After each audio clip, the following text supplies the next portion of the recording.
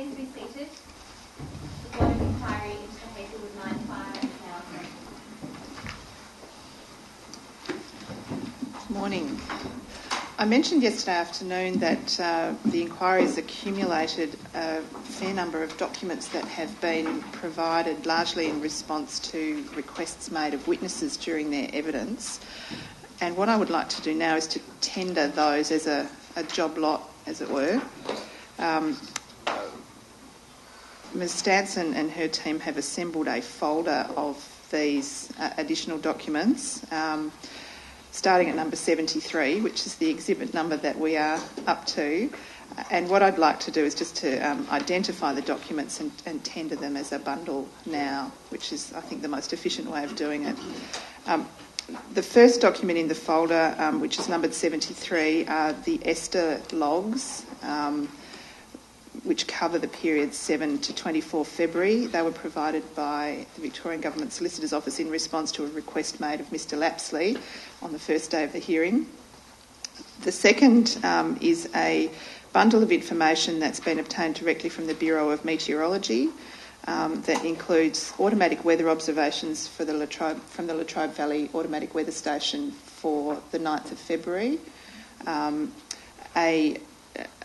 a letter from the Bureau estimating the time of the wind change at Morwell, which for the record was approximately 1:40 in the afternoon, and then a printout from the Bureau's website of daily observations for the Latrobe Valley Automatic Weather Station for February and March, which is important because it indicates the prevailing wind on each of those days. Clearly conditions in Morwell varied considerably depending on the prevailing wind direction.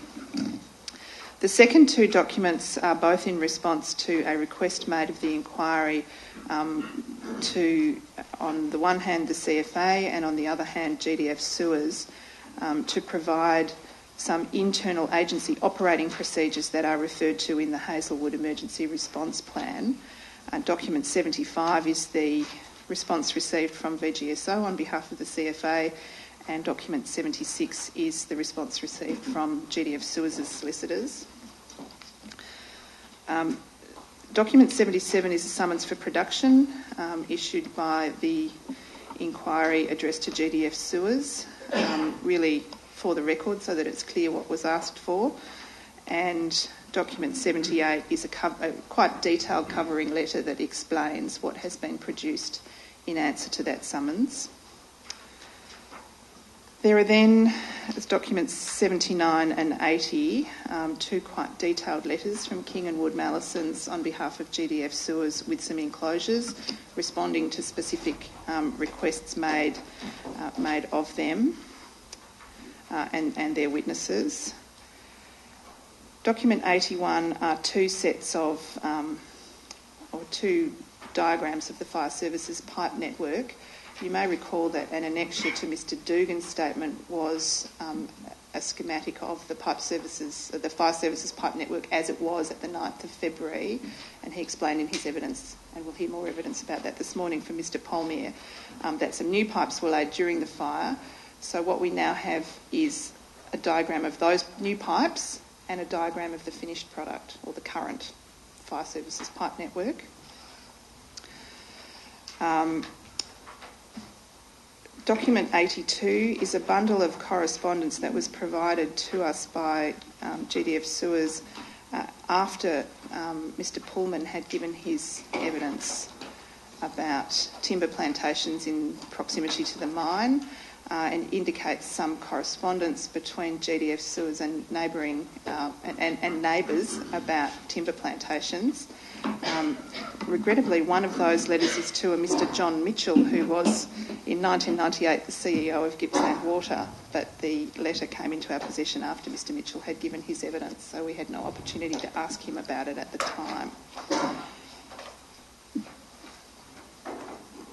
Document 83 is a response from the Victorian Government Solicitor to a request that was made of Mr Kelly of WorkSafe, I think by Professor Catford, to provide the occupational standard for carbon monoxide exposure, and that's been provided and it's at document 83.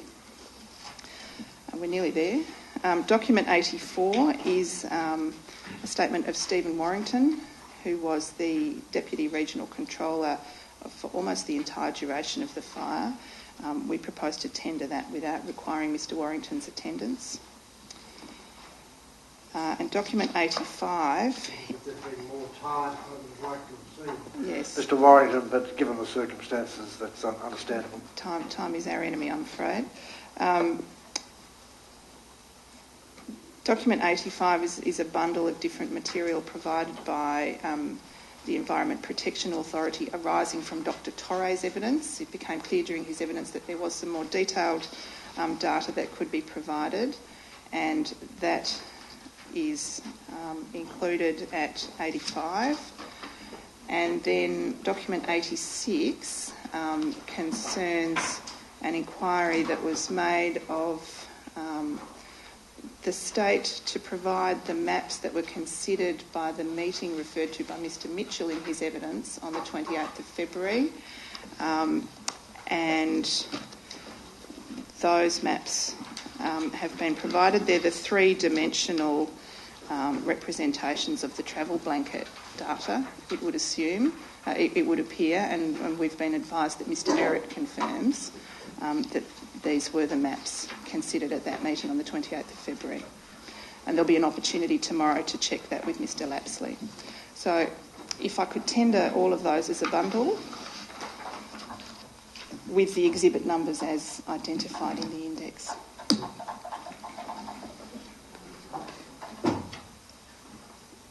Having some technical problems. Ms Richards, in relation to the documentation, could I just clarify a document that was referred to by Mr Neist yesterday in his evidence was the safety management system. Could I just get clarification from either the Victorian Government Solicitor's Office or Ms Doyle on behalf of the GDF sewers as to what particular document he was referring to and whether that is being produced to the inquiry, please? We had some discussions with Council assisting yesterday.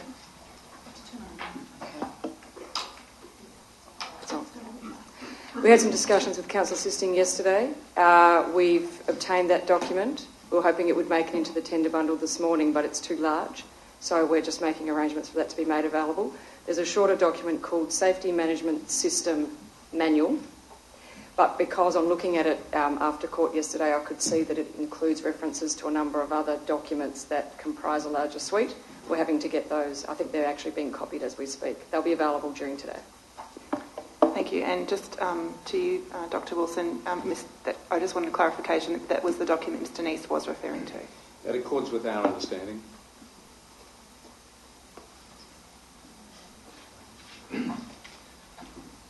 Just in relation to that, in response to Ms Pettering's question, I can confirm that we have, either late yesterday or early today, I'm not sure, been provided with a document, GDF Sewers Hazelwood Safety Management System Manual, which is a 16-page document. And I note what Ms Doyle has said about further material that is coming to us. It is regrettable, to say the least, that this information is arriving on the second last day of the hearing, when it's information that was sought some time ago in correspondence with solicitors acting for GDF Sewers. Anyway, we'll do our best to get on top of the material and draw it to the attention of the appropriate experts before they give their evidence.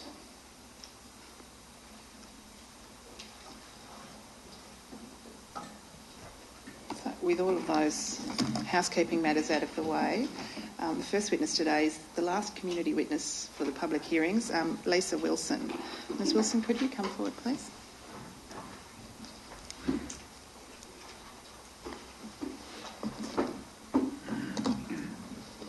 Please state your full name. Lisa Jane Wilson. Please repeat after me. I do solemnly and sincerely I do solemnly and sincerely declare and affirm that the evidence I shall give to this Board of Inquiry will be the truth, the whole truth, and nothing but the truth. Thank you. Good morning, Ms Wilson. Hello. Can you please repeat your full name and tell us your address? Lisa Jane Wilson. And you are employed here in Morwell as the Gippsland Homeless Network Coordinator for Quantum Support Services, That's correct. which is located in Princess Drive, just on the other side of the railway line. Exactly. You've made a statement to the inquiry which attaches a submission that you made to the inquiry and has 45 paragraphs. That's correct. Are there any corrections you would like to make to that statement? No, I think this is an accurate portrayal of both. I tender that. Thank you.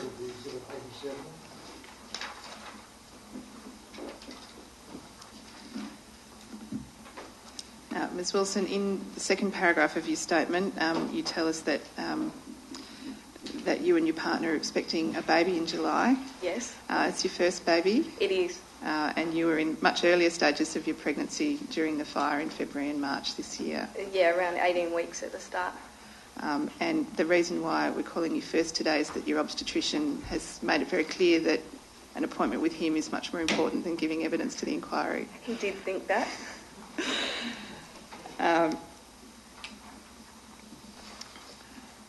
Can I ask you a little before we move to the events of the 9th of February about the organisation that you work for, Quantum Support Services? What's the nature of that organisation?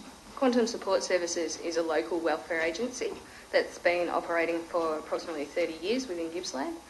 Primarily the clients that we work with are either homeless, experiencing family violence or needing the provision of home-based care.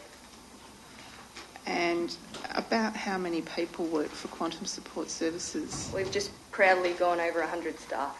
All right. And does it operate across Gippsland? It does. We have 3 main sites, one being Morwell, Warragul and Bairnsdale. And as you say in paragraph 3 of your statement, you are 4th generation Morwell. That's correct. And you've lived here your entire life. Yes, other than a brief period away overseas, I've always been in Morwell. You've travelled, but you've come back. Yes. Can we move to the events of the 9th of February? You were actually away from Victoria on that day, weren't you? We were in Queensland on a family holiday. And the first you heard about the fire was CFA warnings that arrived on your mobile phone. That's correct. You weren't able to return home when you had planned. No. Because the roads were closed, but you returned home the following day, the Monday. We did. What did you find when you returned home? Better than what we thought we would find. Our last recollection of any fire in this area was from the Black Saturday fires, and having that image in our head, we thought it would be the same because it was closer, if not worse. We came home to what appeared to be very smoky and gritty air, and we came home to probably some uncertainty more so than anything, trying to understand what was going on. In that first week, how easy did you find it to find information about the fire and the likely effect of the fire? We became really optimistic when we were given ideas like CFA had put on their website that we could contact Nurse on Call, or we could contact various different groups to be able to give us information about health and what was going on, and also to be able to attend community forums. We started to find out quite quickly that the information that was available through those sources were not what we were looking for and were not as helpful as we had hoped. So, what information were you looking for? Firstly, our thoughts were around, we had a child that was developing at about 18 weeks, so lung development stage for a child, and not knowing whether or not there was an increased risk to our child due to what was in the air. The things we wanted to know was what was in the air, whether or not it would be advisable for us to look to stay somewhere else, how long this might be going on for, and also what we could do to make sure that pregnancy was safe and that we were healthy enough to help that pregnancy. So where did you look for the answers to those questions? I must admit, one of my first border call was the Department of Health website, having worked within government for many years, relying on information that comes through a central source is always valuable. So I started there and didn't get very far, then went to CFA information centres and then went to community meetings. So we listened to radio, we tried to get as much information as we could. Our employer gave us what they knew, but we struggled to find the information that we wanted.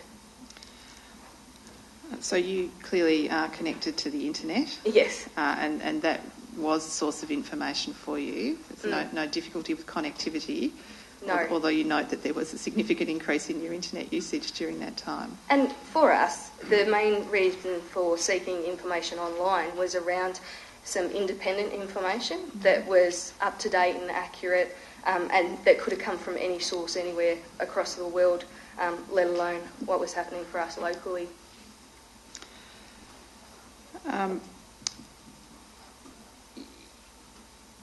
You say that you live near the mine. Mm-hmm. We might get you to point out where on the map, Okay. approximately. There's a ruler there on your right hand, just near your right hand. I have to get my bearings. So, we live just here, right here. So it's on the northern side of the railway line, directly to the north. It's opposite the Leisure Centre, Performing Arts Centre. Correct. Ms Wilson, you have just given evidence around that you were searching for information, but what particular information would have helped you?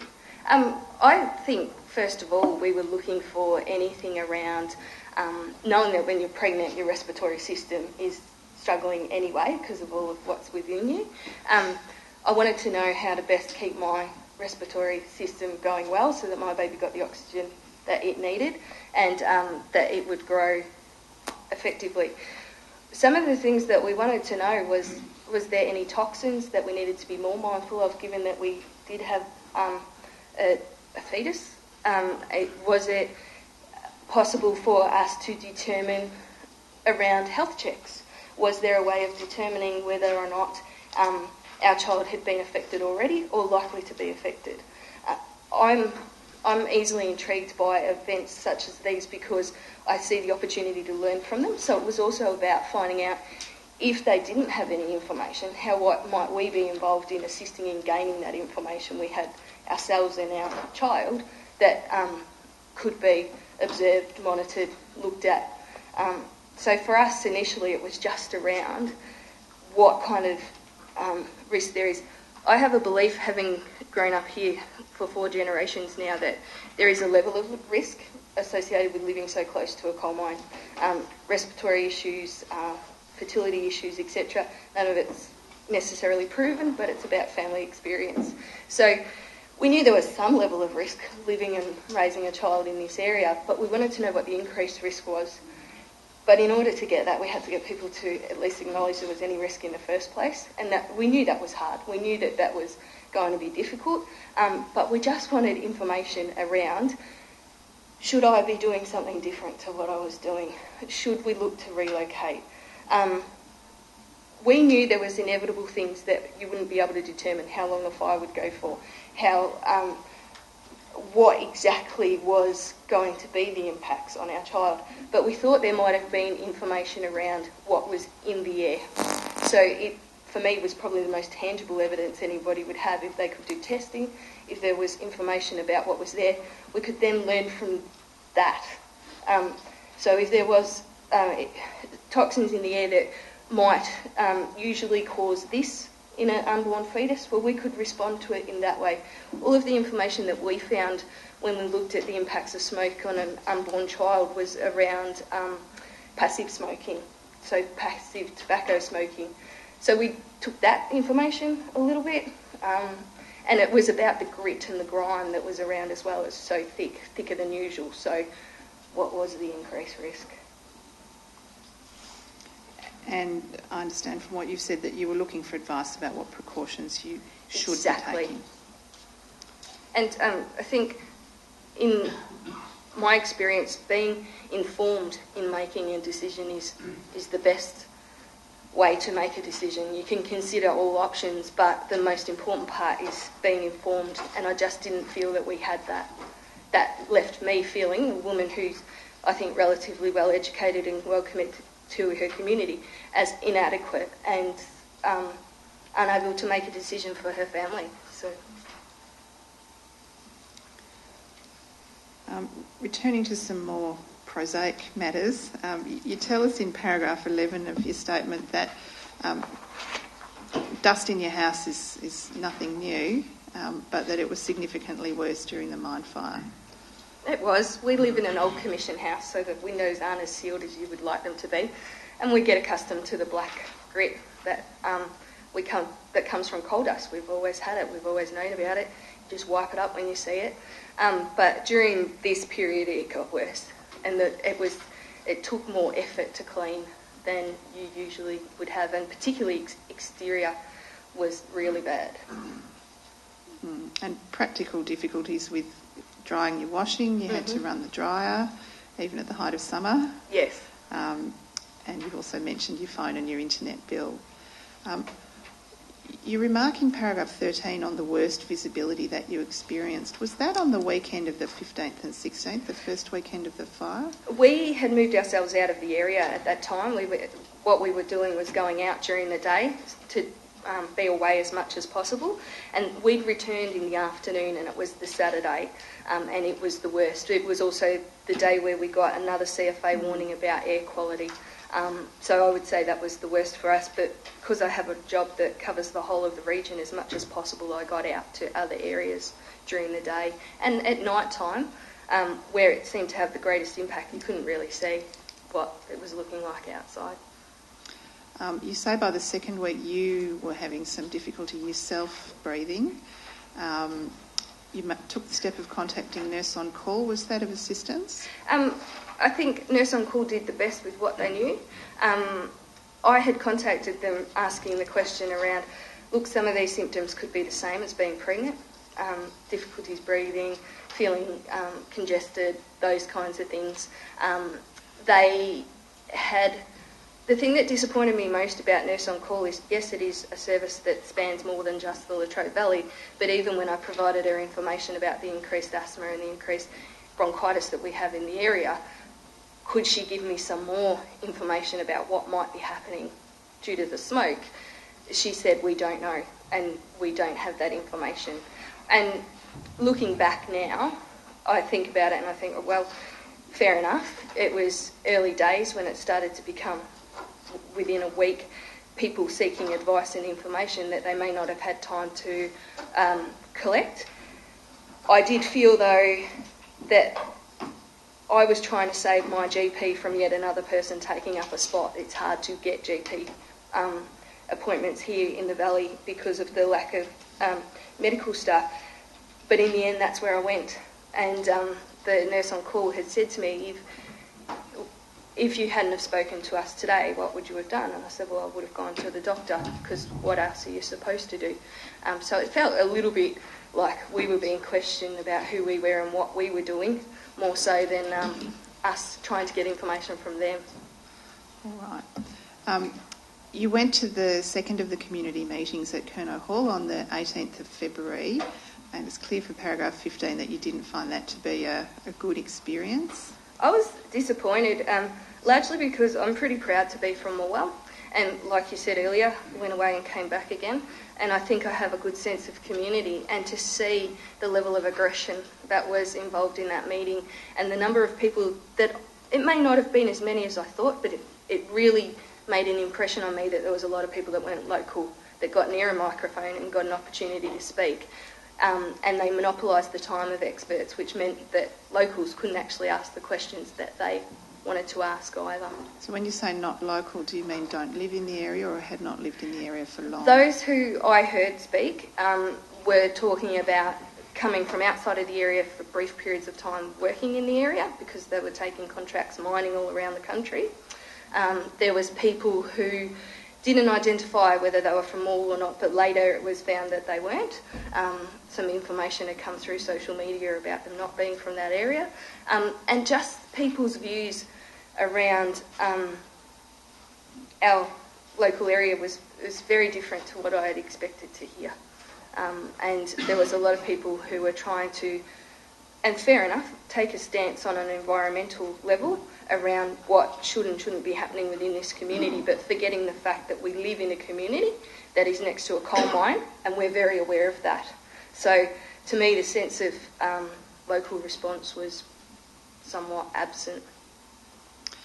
We had some evidence yesterday from another member of the community who attended the meeting who commented that it wasn't particularly well run to begin with, but that as the meeting went on, people were persuaded to line up and take turns. As that happened, were the answers that you were looking for being provided by those who were there to answer questions? Again, I probably put too much emphasis on the Department of Health, having thought that they would be the superior information point for us, and they were probably the most disappointing in the information that they provided. I think the CFA did the best they could to run what was a very big community event with very different issues in a community that has varying views. But what we found was we chose to leave towards the end because it wasn't getting anywhere, and people were just escalating in their views and behaviours, which to us wasn't conducive. We thought it was better to go home. The information we got out of that was valuable was there was some CFA information buses. We struggled to find where they were on days, but we did find them eventually, and that there would be some access to further information through community bulletins and written newsletters. So for us, we thought we'll leave everybody else to continue with their angst, and we will go and see what we can find out. And you did seek out the CFA mobile information van. Who referred you to the Health Assessment Centre? They did. We were fortunate in that after a couple of attempts to track the van down, we got a fantastic local ambulance officer named Kim who was able to talk to us about what was going on as far as health goes, why there was uncertainty, why there was a lack of information, and where we might seek some more support.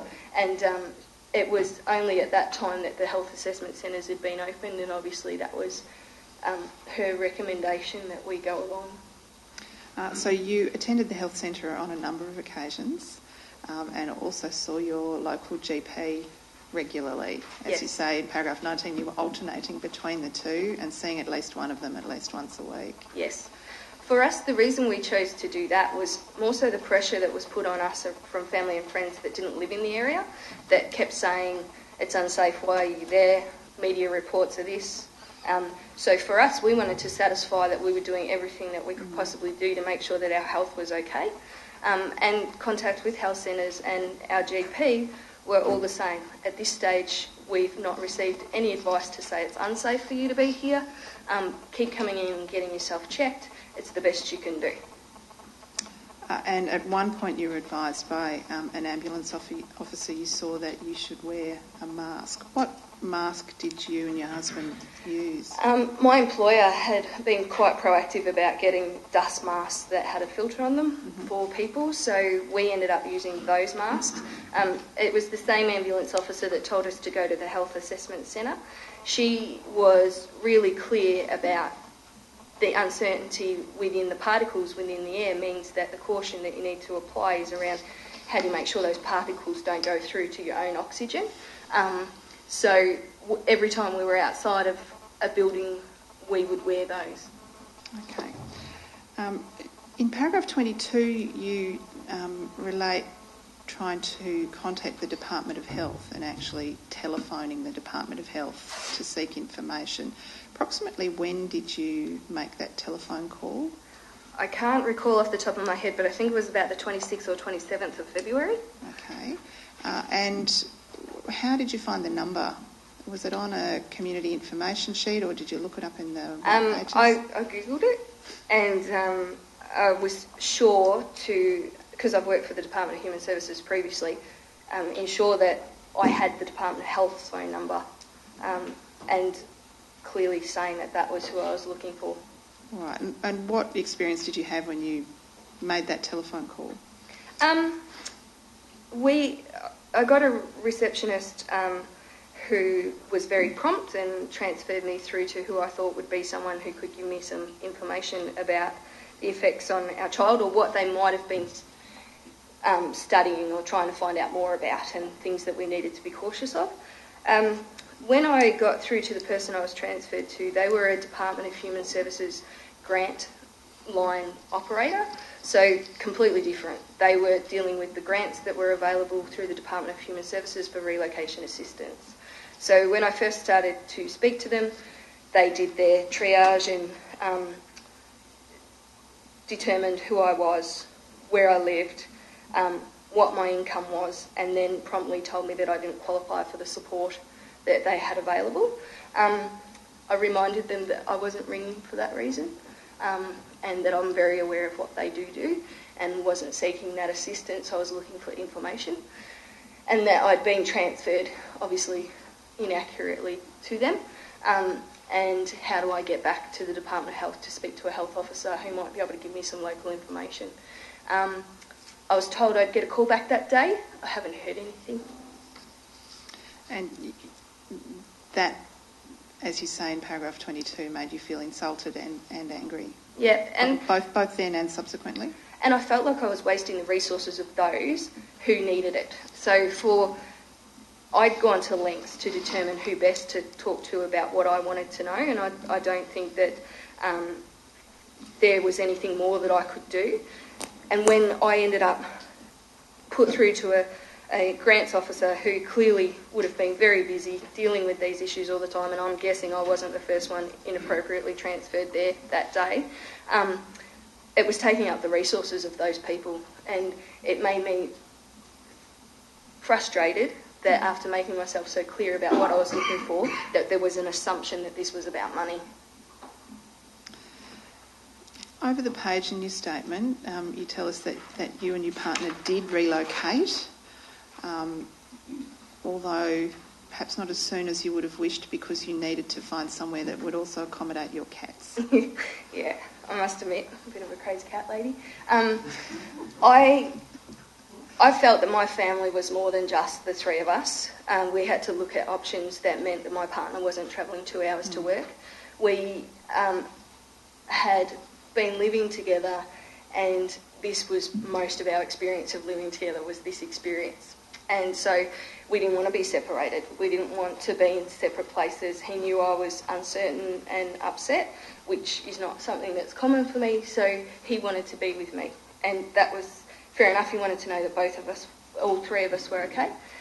So initially we went and stayed with friends for weekends in other areas that weren't so far away, and then suddenly we had these fantastic friends from East Gippsland who offered us the opportunity to go down there. But having animals themselves in the first week, we couldn't take ours, so we set up a contingency plan where Dad hung out with the cats, and then the week later we took them down to Meetung with us, where we stayed for another 2 weeks. You say in paragraph 27 that your move to East Gippsland coincided with the announcement by Dr. Lester that people in high-risk categories, including pregnant women, should consider temporary relocation. Did you relocate because of that advice, or had you already decided to do it? We'd come to the point that we felt distressed and useless, basically. So we were thinking we had to move, and it was these friends had contacted us the week, just a couple of days before Dr. Lester's announcement, and it said, look, just come and try it. Come and see how you go. It's better to be safe than sorry. And because of the uncertain timelines, we started to think we need to. And then our employer came out and said there was the opportunity to work from another site, and were prompting us to do the same. So it had got to us. It had got to us. Everybody who had an opinion based on media coverage around what was going on for us meant that we had decided we would move on. And then when we heard from the Chief Health Officer, we decided that was the confirmation that we needed, an independent person who was able to say to us, recommended that you relocate. We knew we weren't going to get much more than that. We thought we clearly fell within the criteria of those who are high risk. Later we heard things like it was only for anyone in the south side of Morwell. I didn't know south side of Morwell existed before this. And then it was around, do what you think you need to do for yourself. So we decided it was time to go. All right. Well, having made that decision, and clearly it was not an easy decision to come to, what was your reaction on learning that on the 28th of February, Dr. Lester had advised people, including people in your group, to consider relocating? I think when you look at any crisis, it's very hard to make the right decision at the right time, but you really do rely on the authorities that are in a position of authority, because you expect them to have all of the information available to them. That means that any that is shared with the community is up to date and relevant, and it allows you to make an informed and considered choice. I felt when she did come out and say, we recommend you relocate, and it was only a matter of days before we'd heard everything is fine, no one needs to relocate, I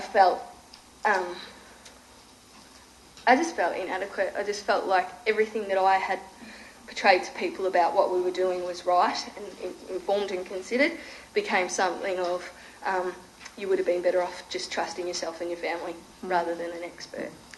Not to be rude. Would it have been useful to you to have that advice earlier in the fire? It would have, I think, because when you have a bushfire, we've gone through so much in the last few years around, you must get out, you must have a plan, you must do this.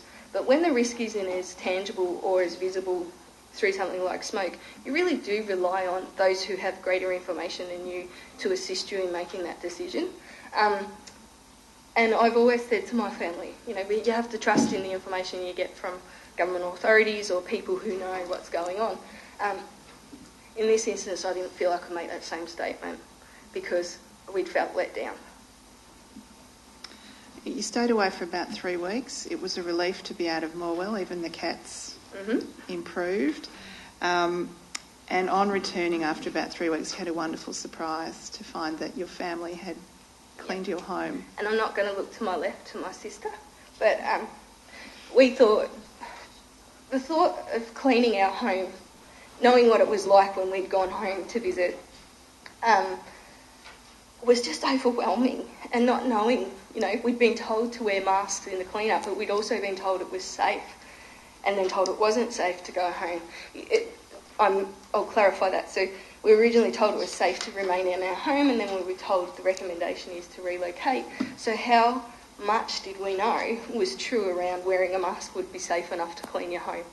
And as a person who's quite independent, to think that I would need to ask for assistance or look for assistance was overwhelming. And my partner, we'll be right, we'll clean it up.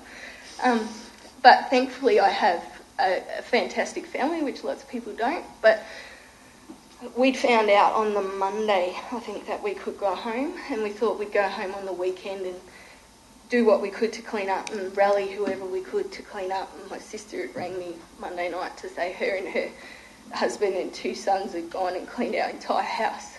And when we got home, there was still a slight smell, but it was amazing to think that we could go home. There's one thing to be said about, I work with homeless people, so I know that being displaced from your home with no choice at all is a horrible experience, and I always thought I understood that. I now understand that. And having no choice about, not feeling informed enough to make a choice about what was right and wrong, and always feeling like whatever choice you made was wrong. Being able to go home to your own home where, yes, your cats were more comfortable because they weren't hiding under the bed anymore, and where your partner could get to work reasonably and not be tired all the time, and that you yourself felt like you were able to continue to grow your home. We were 18 weeks pregnant, so we'd been given gifts for our baby that had never been opened, that we had to think about how we were going to clean them. And we had to think about things like, if we were going to clean all those goods, should we do that now or should we wait? because is it still in the air? Is it still what was going on? So yes, we were very lucky that we were able to come home earlier than we anticipated, but we've just got engaged. Our engagement cards have been on the mantelpiece. They stunk. My sister was wise enough to put them in a plastic bag so we could keep them and put them with our other keepsakes. The little things that you don't expect to be confronted with in a time like that really overwhelm you. So that was our experience. I'd like to ask you, moving from your personal experience, and it's been a particularly personal dimension to this for you and your partner, I'd like to ask you about the group of clients that your employer supports and that you work to support. How did the mine fire affect that group of people? I think you've read in my statement that I don't do direct service delivery, so therefore clients' exact experiences I'm not able to speak about, but I run a practitioner forum, which is all of the welfare agencies that deliver homelessness services in Latrobe come together, and I consult with them and support them and look at some of the trends and issues that are going on within the area. Our meeting that we had just after the coal mine fire in March was dominated by how helpless staff felt in that period of time in assisting people who were homeless and experiencing family violence. Some of the most interesting points for us were that regardless of what crisis is going on, other crisis still occurs. So women were still leaving family violence situations, and we were having to relocate them. We couldn't get a hotel this side of Sale or this side of Druin. So they were going outside of their own community where all their supports are, where we would usually work with them to make them as safe as possible. And it made some of them think about whether they'd made the right choice in leaving in the first place, their family home. With homeless people, we don't have the traditional rough sleeping that people talk about. We have people that sometimes live on the creeks, more in East Gippsland than locally, but we have a lot of couch surfers, so they move around from house to house. So when these houses were in crisis, they didn't have the opportunity to go to those places. They talked a lot about, the ones that I did have contact with blew me away. They said, well, Lisa, we always end up with nothing anyway and we've got nowhere to go. How's this any different? And some of them qualified for the support that meant they could get some respite outside of the area. So by that I mean the grants. But a lot didn't, because family violence and homelessness doesn't just affect people in low socioeconomic areas that qualify for a healthcare card or a pension card. So there was a lot of low-income earners who didn't qualify for any support and had nowhere else to go. They were in public housing, which isn't your best ventilation, and they felt quite trapped. They went to places like the shopping centre, to the bowling club, to places where they knew that the air conditioning was relatively good to get a reprieve during the day, but then they still had to go home. The same with the recovery centre in Moe. Most of the responses from people was around, that's really great, but we've still got to go home. And it was the sleeping at night and what they woke up feeling like the next morning that was impacted upon. And I think in all of the experiences that I heard from staff, the thing that really sat with me was most of our offices or main offices are based in Morwell, so staff who didn't even live in the area would have to come in and deliver a service. We're a crisis service, we're a welfare service, so we very rarely shut our doors. And we'd had no advice about whether or not it's time to shut doors for staff. But what we did find was that staff kept showing up because they said, at least we can go home at night and have a restful sleep. These guys have got nothing. So they worked very hard all day to try and get information for people, and particularly one of our Indigenous services spent a lot of time transporting clients to the health centre and making sure that they got checked out and keeping them as informed as possible. There's one last thing I'd like to ask you about, which is the last paragraph in your statement. You make the point that it was disappointing that the good work that many local people and organisations were doing was not recognised. Have I understood that correctly? It's yes. a call for recognition of what was good here in Morwell during the fire. And I think may or may not have included it in my written submission, but I made it very clear at the community feedback sessions. People like the mall traders did an amazing job in being able to keep community pride going and keeping information up to date. The welfare agencies that were local just got on with what they usually did and come up with plans on the hop. And I do think that people did the best they could, even when we went to the recovery centre that was set up here in Hazelwood Road for information. They were local DHS staff and local staff who were able to say to you, we don't have a lot of information, but we can hear your story. And that must have been difficult for them too. So where I think we did well is what we've done a lot in Gippsland, and that's just get on with it.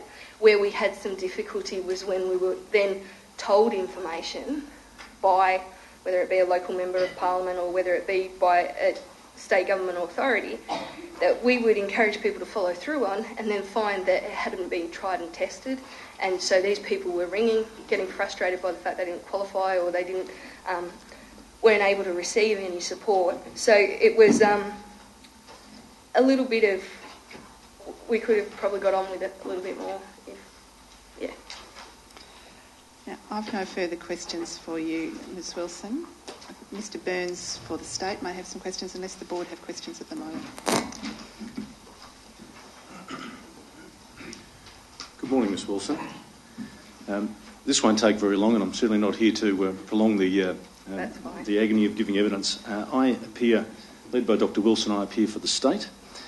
You've raised some concerns, and very understandable that you had those concerns, particularly with regard to your current situation being with child. I just really want to raise a couple of things with you, clarify a couple of things that are not so much in your statement but in your submission to the board. And you talk about the Fire Services Commissioner Craig Lapsley. Mm-hmm. The words in your submission are that it was great when we had one consistent voice from emergency services who appeared to be balanced and knowledgeable. That's exactly right. So it was, you found that Mr Lapsley was honest and he wasn't trying to sugarcoat the message? Yes. And that was useful to you? It was. All right.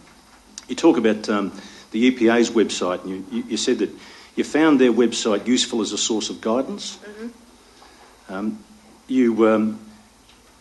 You've talked about the distress of, not in your public submission, but in your evidence today, you've talked about the distress of leaving your home, and mm-hmm. It's obviously no small thing to ask people to relocate, is it? That's right. You talk about the Chief Health Officer, Dr Lester, and you said it was reassuring to hear an independent voice in relation to health advice. That's what we thought initially, yes. All right. You ultimately were dissatisfied, but initially you found it helpful. And the distress that we talked about in this evidence today was more around later finding that information could have come to us quicker, and trying to make an informed decision was difficult because although there were some consistent voices, the information wasn't quite there. Yes. And I want to ask you about activist groups. You put that heading in your submission, activist groups, and I'll just remind you of what you said in your submission. I'll read it to you. Mm-hmm. After attending the community meeting on the 18th of February, I became angry at those who claimed to be Morwell residents with adverse effects from the fire. These people appeared to be everywhere, monopolising time available to residents to ask specific questions. We were not even able to get close to experts at this meeting or any other. These people should have been moved on.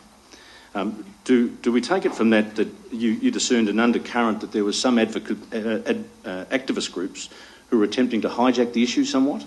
I did, and particularly on the 18th of February at that community meeting, seeing familiar faces popping up in every single media event or every single community event was talk about their angst and their issue. I'm a welfare worker, so I am okay with people who have activist groups and okay with people having an opinion.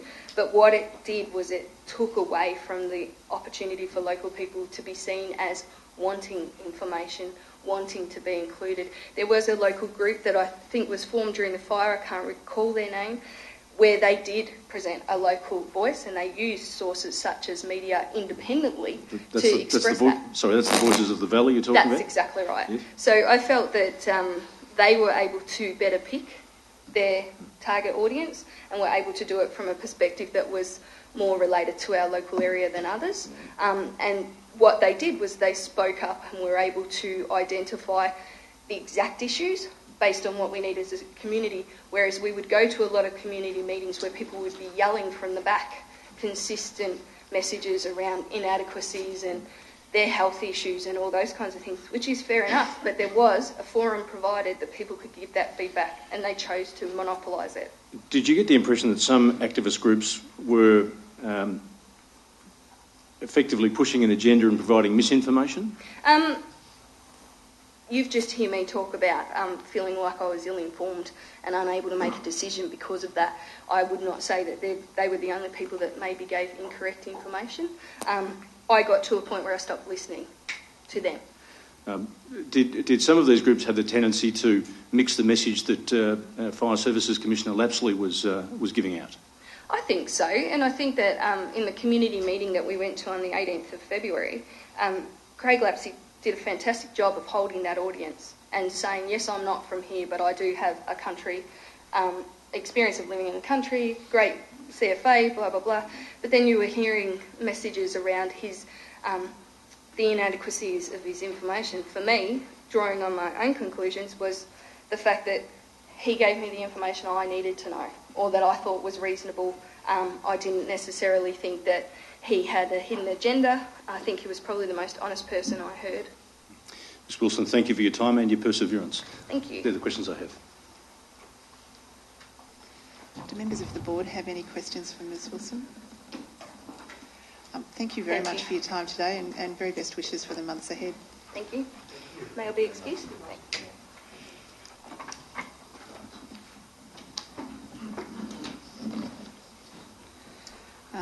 The next witness this morning is James Faithful.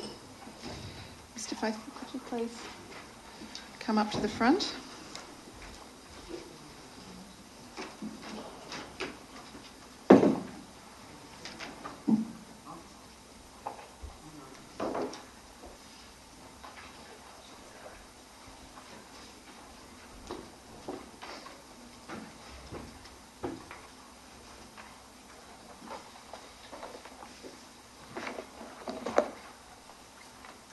Mr Faithful, I remind you that you have been sworn in under oath and that you are still subject to that oath. No problem. Thank you. Yes, welcome back, Mr Faithful. We've done the preliminaries. We know your full name and we know your work address. On your second appearance, you come with a statement that you've prepared over recent days. You have a copy of that there in front of you.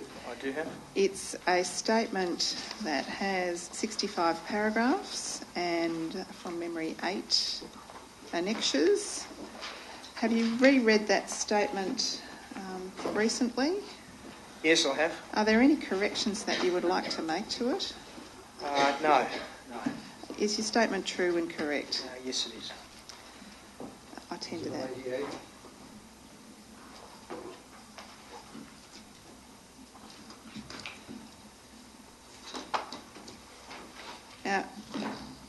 Mr Faithful, we did go over your role and your position in the mine briefly when you gave your evidence on the first occasion during the first week of the hearing, but I might ask you to recap on that evidence. You're employed as the Technical Services Manager Mine. That's right. What does that role involve? So mine planning, mine survey, mine geotechnical, mine hydrogeology, and management of a mine rehabilitation plan. And you've provided us with, in Annexure 1, a new organisational chart. It's not one we've seen before. This one comes with photos. It does. But the photos are very small, and I have to confess not being able to recognise your face. Could we have it on the screen, please? The board have the advantage of a large magnifying glass. And we also now have the advantage of a large screen, so we might get you to point out where you are. So just scroll across to the right. To the right-hand side. And that would be me there. So you're on the third level on the far right-hand side. All right, and who is the person above you? That would be Gary Wilkinson. Gary Wilkinson. So you report to Gary Wilkinson, who in turn reports to George Graham, the asset manager. That's right. Okay, thank you. I can't really tell if it's a good likeness or not. I think I've got more hair there.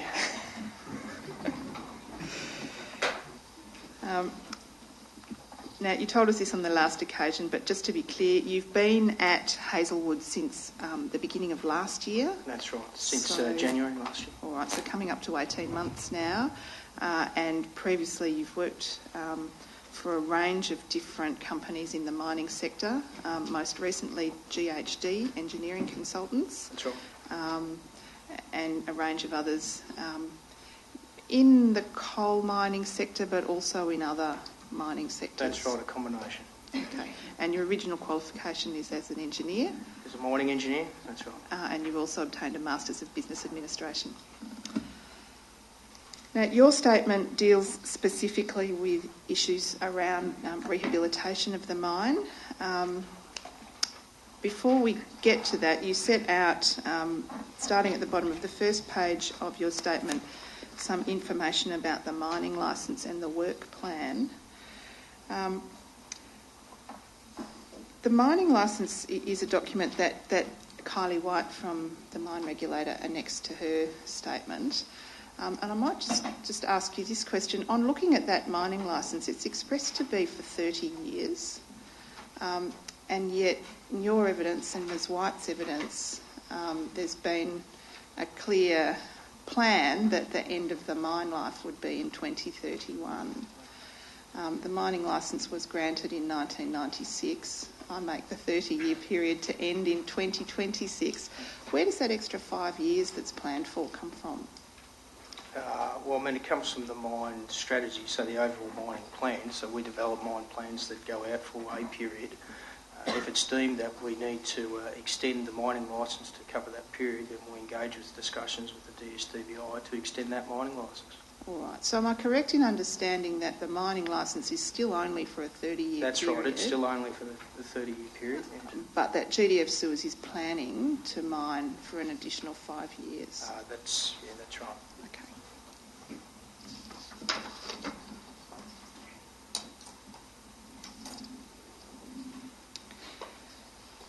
On the second page of your statement, you talk about the rehabilitation bond and rehabilitation obligations under the mining licence and work plan. And again, this is a matter about which Kylie White gave evidence on Monday. You say in paragraph 18 that the concept that underpins the rehabilitation bond is that it is liable to be forfeited at the end of the life of the mine if final rehabilitation standards are not met. Now, it's also the case, is it not, Mr Faithful, that the fact that a rehabilitation bond has been paid acts as an incentive for the mine operator to complete progressive rehabilitation during the life of the mine? Yes, that would be correct. It's both a carrot and a stick. Would you agree with that? I agree with that.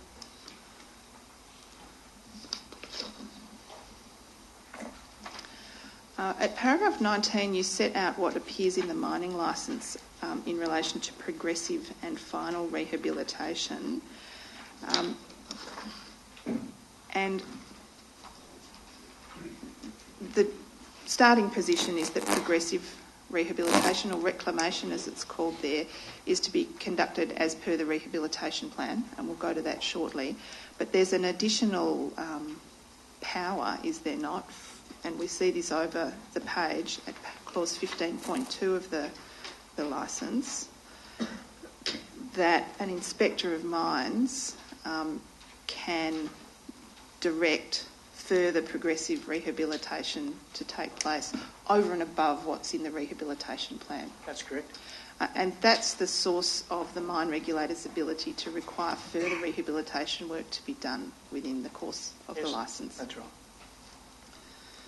So we don't see it in the Act, we see it actually in the terms of the licence. Now, I'd like now to go to the work plan and the way you set out the rehabilitation that is planned to occur.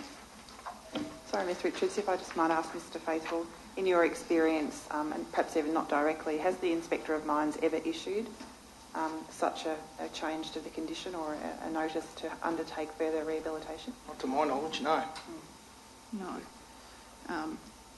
And you wouldn't expect that to come out of the blue, would you? No, absolutely not. You would expect there to be some considerable prior discussion before any such direction is made. We proactively work positively with the DSTVI on site.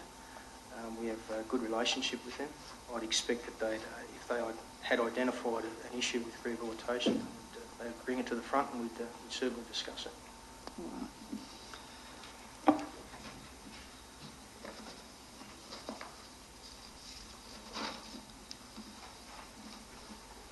Now, we spent some time with Ms White on Monday morning talking through the work plan and the rehabilitation requirements of the work plan. You have also set out, starting on the 4th page of your statement at paragraph 25, some of the concepts in relation to rehabilitation. Could you talk through that part of your statement and explain those concepts? Certainly. I noted in paragraph 25 that the overall rehabilitation plan is about bringing back the mining environment and progressively doing so to an amenable, visual and usable state, and that it uses methods that are technically feasible to achieve that, and also to ensure that the site remains safe and stable going on in time. Now, I've made a number of comments there in regards to the original concept for Hazelwood, for the long-term rehabilitation of the mine, was to flood the bottom of the mine and to create a lake. Our part of doing that is that, and indeed there's been studies that have been done to show how high this water level comes up, is that it comes up to a point where the batters need to be progressively rehabilitated and built down to that water level, so that we end up with a state that we've got a lake and we have a progressively rehabilitated slope surrounding it. All right, so the rehabilitation plan that we're now working with is a little more sophisticated than planning to fill up the mine with water at the end of the mine life. That's right. And this is demonstrated by a diagram that appears below paragraph 30 in your statement. Perhaps you could explain what this diagram shows. Yeah, certainly. What it shows is it's a typical mine cross section. It demonstrates the geology, if you were to picture it and take a slice through and to look at it on a side profile. Now, what it shows there is that it shows the number of coal mining benches. So your benches that have been left by the bucket wheels, and then also the planned future water level that occurs 6 years after we've completed mining. So that comes up to RL minus 22. So indeed, all of the batters above it need to be there. We're proposing that we need to rehabilitate. All right. So just to be clear, the mine itself is about 120 metres deep. That's right. It is, as some of us have seen, a vast space indeed. And the top of the mine, or the grass level, the crest of the mine, is some distance above sea level, is it not? Yes, it is. It's about 60 metres above sea level. Right. So the overburden thickness is in the range to 10 to 20 metres, so that physically sits over the top of coal. So that's the material that's stripped off to uncover the coal. And then the coal seam goes anywhere between 80 to 100 metres in thickness. All right. And it's anticipated that the mine will fill over that 6-year period that we heard about from Ms White to a level of RL minus 22. That's so right. What does that mean?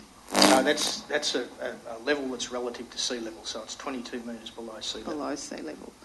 So that's some significant distance from the crest of the mine. That is, yes.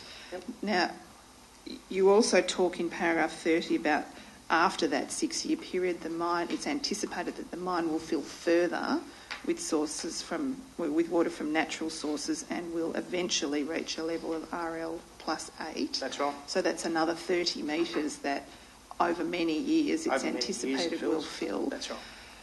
The question then is this: will the shaping of the batters and the covering of them with overburden be to the RL minus 22 level or the RL plus 8 level? The current plans are to take it to minus 22. All right, so to the level that it's anticipated will be reached after 6 years, That's right. rather than at some indefinite point. Yes, that's after right. that. All right.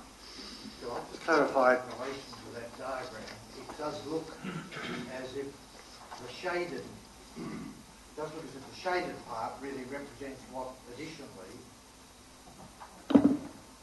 what additionally is to be added to the, if you like, the white part being, if you like, the batters without any additional material, and that seems like but on the other hand, the shape of the left-hand end, if you like, of that shaded part is more like what one would expect the present batters to be, and I just wonder whether it was intended to, whether it was misleading in that respect, or have I just misinterpreted? Oh, no. I think you caught it. Look, the intention here was to demonstrate that the water level comes up a distance over the top of the coal. Now, this isn't the final rehabilitation profile. If the lines were swapped, it would make more sense. Almost. What the intention was this here is that's a step before rehabilitation. Okay, so that's just showing what this diagram was purely about, showing where the water level came up to, which was 22, to indicate that this is the area above the water level that needed to be rehabilitated. Okay. All right. And the point of this exercise is to divide the batters into the areas that need reshaping. That's right. And the area that will be below the anticipated water line. So in regards to the plan, these batters here won't be rehabilitated. They'll be left there because they're coming from water. These batters above will be rehabilitated. So this isn't a photograph of final rehabilitation? No, it's not. Yeah. Okay. No, it's not. And just for understanding that the batters that, the top part there, the overburden, the batters, is it one from the bottom or one from the top? So when you call it level 1, 2, 1, 3, 5, 7, I think it's one from the top. One from the top, okay.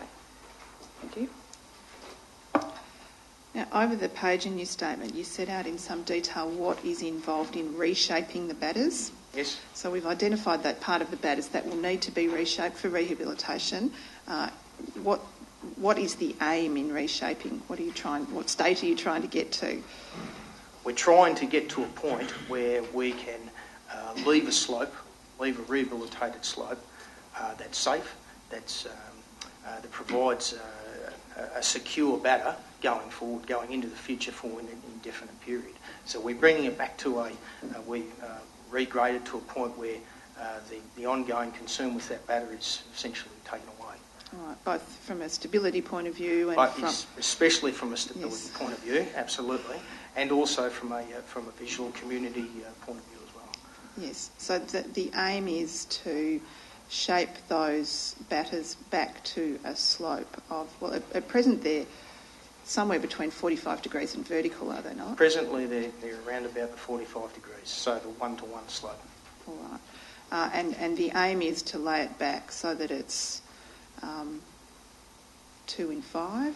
Or 2.5, better if it's 3 to 1. So 3 horizontal, 1 vertical. So about 30 degrees? No, much less than that. It's probably about 18. 18, all right. And Mr Faithful, does that include the northern batters? Because the way the mine, the position it is next to the freeway in the town, is there enough room? It does include the northern batters.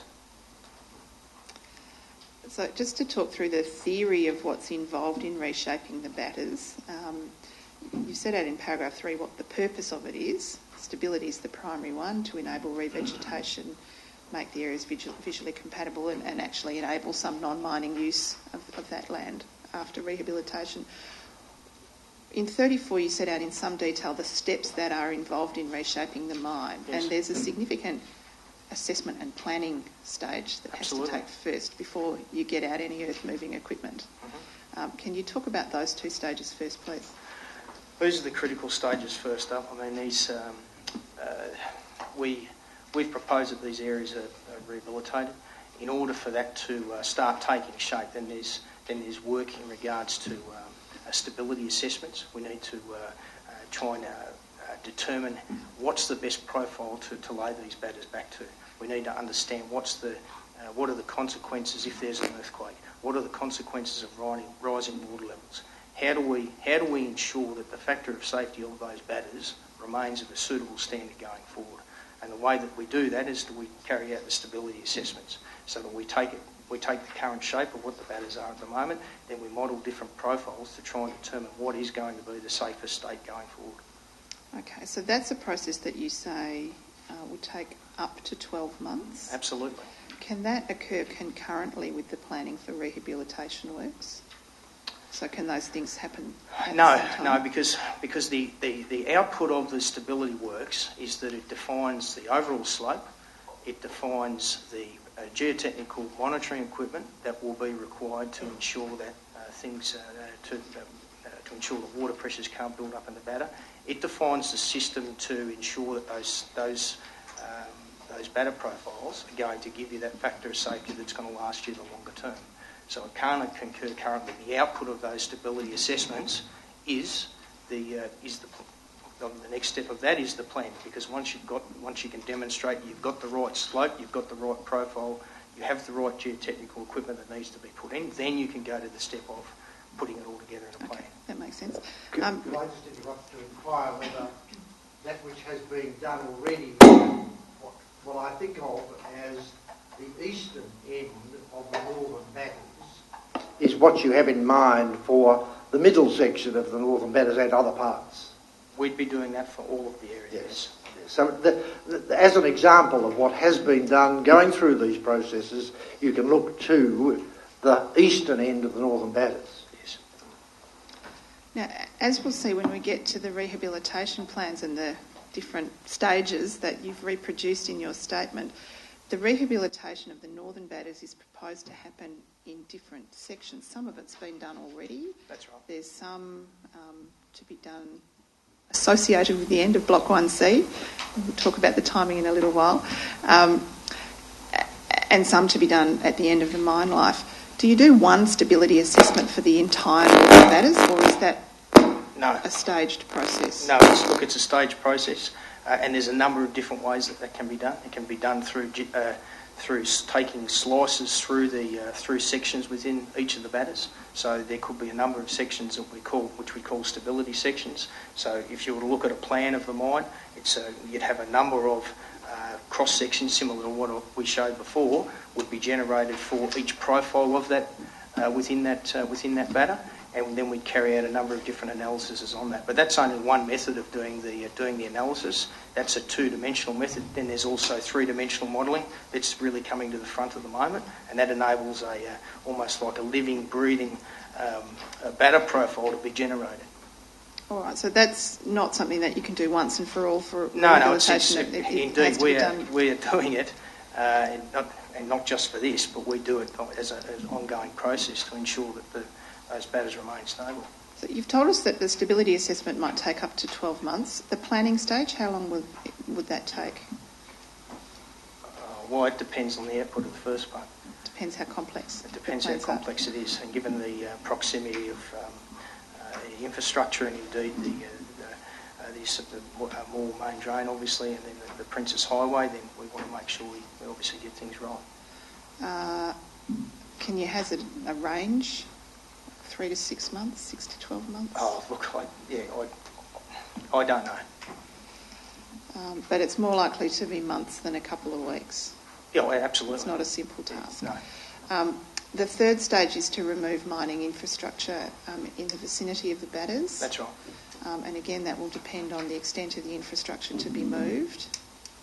And then the fourth step is that you get to the stage of reshaping,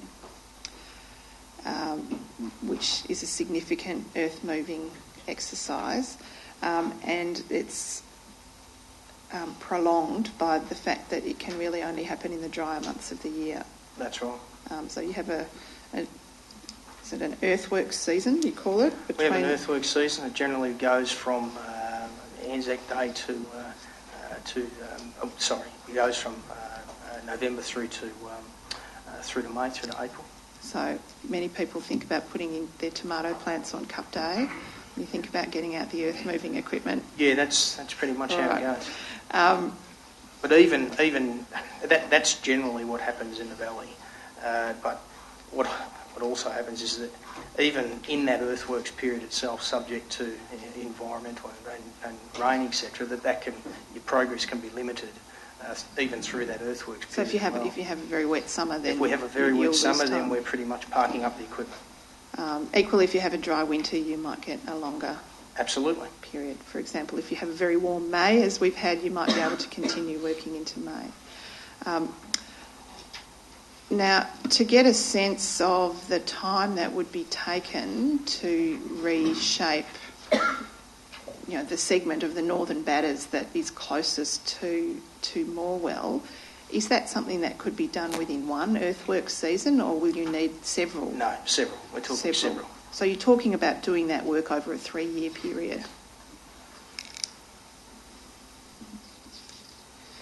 And then once you've done the reshaping, overburden is placed over to the depth of about 1 metre. And the ideal situation is that you would be able to source that overburden from elsewhere in the mine. The ideal situation is that we can push the material from the top over it if it's suitable. Sorry, the top. The top overburden, so if Yeah. we refer back to the section Yes, again, yes. so if we rehabilitate those coal batters, cut those and profile those coal batters, if the material at the top is of good enough quality, then that is our first area of call because we can simply push it over the top.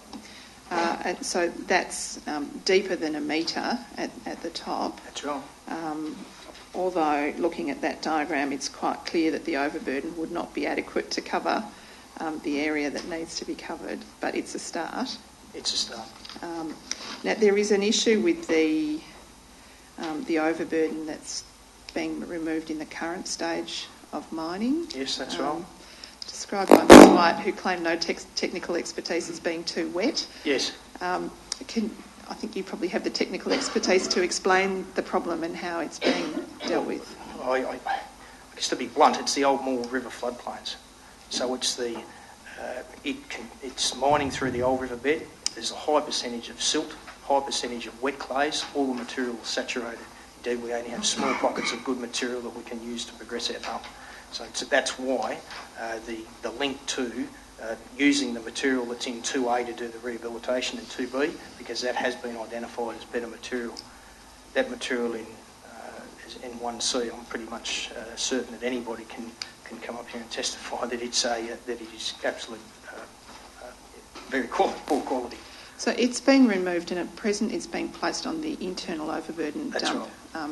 on the mine floor. On the mine floor. Is it intended that it will just stay there? That's right, it is. It's not being put there to dry out to be No, it used isn't. further? No.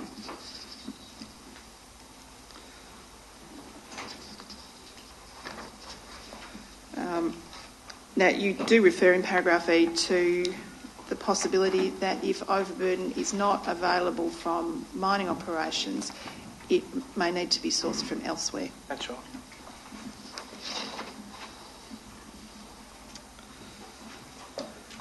I assumed a significant cost then, Mr Faithful? Or Yes, it is.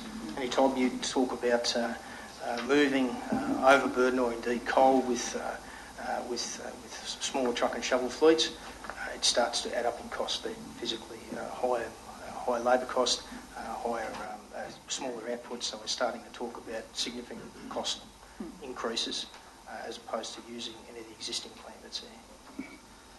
And then the last step in the process is to revegetate the area once there's overburden in place. You're about to move on to the next area. Could I just raise at this point, because it's referred to in paragraph 36, of the southern and southeastern batters. It seems relatively easy to, in effect, draw a point at which one distinguishes between the southern, the southeastern and the eastern batters. On the map that was provided through Mr Reardon last week, there's a reference to TP8. That's effectively where the southern batters are divided from the southeastern. Yeah, And the knuckle is that which effectively divides the southeast Batters and the eastern? Slightly further around towards TP7, but we'll call it the knuckle for But discussion purposes. But yeah, so it's close to that. There's not the same means as I would perceive it on this map that refers to the northwest Batters, the northern Batters, and the northeast Batters, because it appears to be referenced generally to the northern Batters to that area. Is there some point at which you think of as differentiating the northeast Batters from the northern and the northern from the northwest? To go back a step, the naming convention was set around about the fields that were entered over time through mining sequence. So the mining operation started out in Eastfield, so it became the Eastfield Northern Batters. Then it went to South Westfield or South Eastfield, and therefore we had the South Eastfield Northern Batters. So I'd have to actually lay a plan over the top which could differentiate the points and show it quite clearly. So that's something I can take away and produce a plan that clearly. So if we look at this one that's up there now, So this was the map that was provided after yes, Mr. Harkin's this is a map. efforts to It point doesn't out make various that. landmarks. It makes a distinction between those in understandable terms that are quite helpful here, but they're not necessarily the terms that are linked to anyone who's had a long association. No. And is there a reasonable defining point, or is it a blurred defining point between the ones to the north? Oh, no. I mean, generally, when we refer to the northern Batters, we're talking about this section through here, so immediately above the ponds, in the area that we're talking about. So almost right up to the point where you have rehabilitated, more or less, the northern Batters. Sorry, just rephrase that one. From here, we're talking about. That's where you've rehabilitated to the east of that point. From that point, yeah, that's been And to the west of that, you think of as, and the description refers to the northern Batters. Yes, that's okay. Now, let's move now to the rehabilitation plan that's set out in the 2009 work plan variation.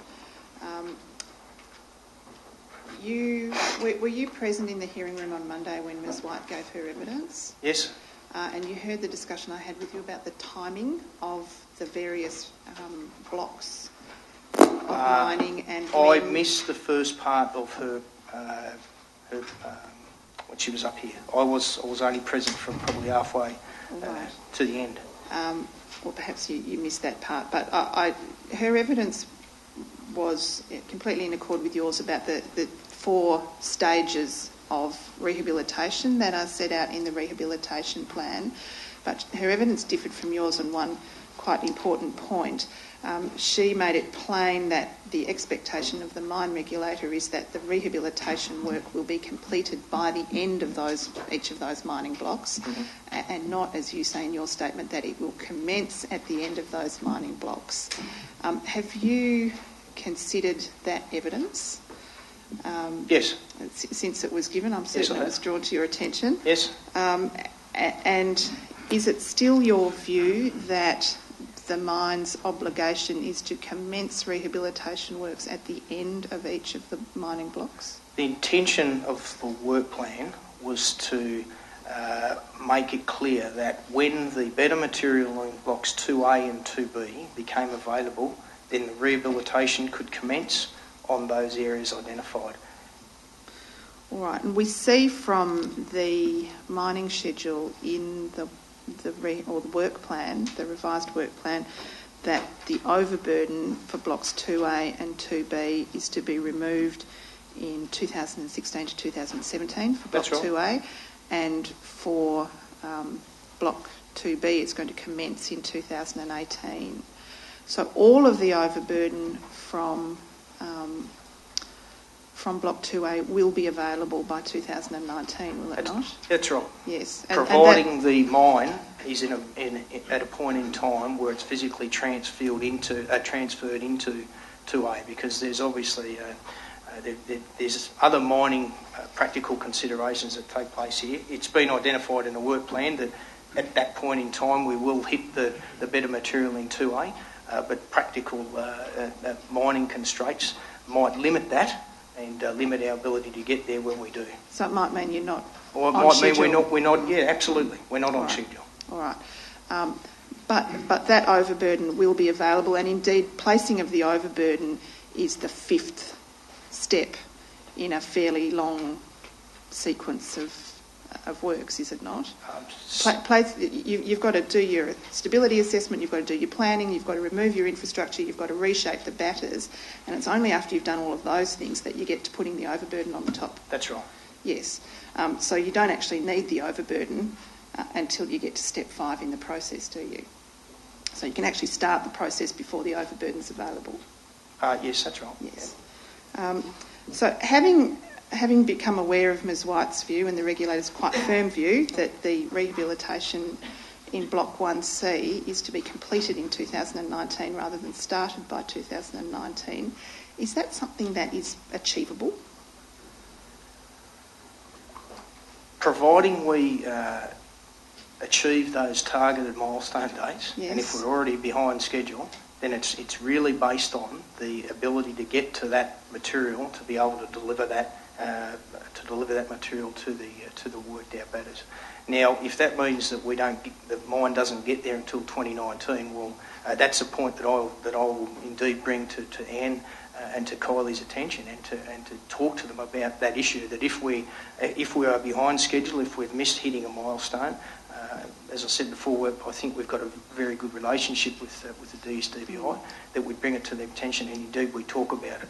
And we talk about the practicalities and what their expectations are and go through that process. Yes, but given the steps that you've outlined and the fact that the reshaping of the batters is likely to take 3 or several earthworks seasons, on the basis of the evidence that you've given this morning, it appears that the process of rehabilitating the section of the northern batters that's up next is likely to take 4 to 5 years. So if you started that process now, you'd complete it in 2019, providing that the overburden is there, and providing obviously that all those other steps prior to putting down the overburden have been completed. So is the mine operating on the basis that it will start that process now and try to maintain the mining schedule so that the overburden is available when required? At the moment, what we've been dealing with is obviously the immediacy of the situation that we've been presented with by the fire. In terms of starting additional activities such as this, these haven't been started as yet. All right. But it would be feasible to... It could be feasible to start with them the relatively stability soon. assessments that are required. Yes, that's right. And we would see the end product of that work, assuming that the overburden's available on schedule, in 2019. Providing that the overburden is available, yes. If we can move, please, to the various stages of rehabilitation that you've extracted in your statement starting at page 7. And perhaps we can blow up that, expand that diagram a little so it's clearer.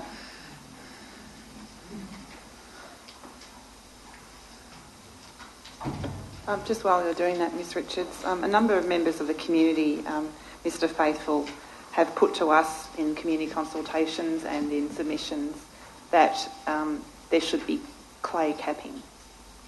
So your evidence is talking about rehabilitation. Do you clay cap? Is that part of rehabilitation? Yes, it is. It is part of rehabilitation, putting an overburden covering over the top of the profile batters. So overburden on the top is the same as clay capping? That's right. Okay. Although clay capping can be done on a much more limited basis, can it not, to cover over exposed coal, for example, so that it can be used as a road, or as we've seen with some of the fire holes, that clay capping can just be placed over those to exclude oxygen from the area. And that's not the same as rehabilitating it, is it? No. It's just covering it. That's right. Yes. So there's a distinction between the two. Full rehabilitation involves a great deal more than clay capping. Absolutely. There's the whole profiling stability analysis part that comes into the equation. Clay capping is, as you mentioned, it's simply putting a cover over a road or indeed covering a fire hole. So dealing with issues of fire protection, which presumably we might get to, and if we don't, we'll come back to. I don't know whether you were in the room when Mr. Galton gave evidence. No, I wasn't. And he was proposing a new suggestion, which I don't think has been trialled anywhere in the world, according to his evidence, around a mixture of clay and another material to apply it for fire prevention. So have you investigated that or initiatives like that? No. And you see a problem with that, or? I do from a practical sense, yes. Because of the steepness of the batters? Because of the steepness of the batters and because of the problems that it will pose if you indeed go down that line of covering those batters. One of the things that we do on site to ensure stability is to make regular, indeed weekly visual inspections of those batters. If we are to cover them in any way with a shotcrete or a fly ash or a product, then it doesn't give us the ability to be able to identify issues before they become major issues.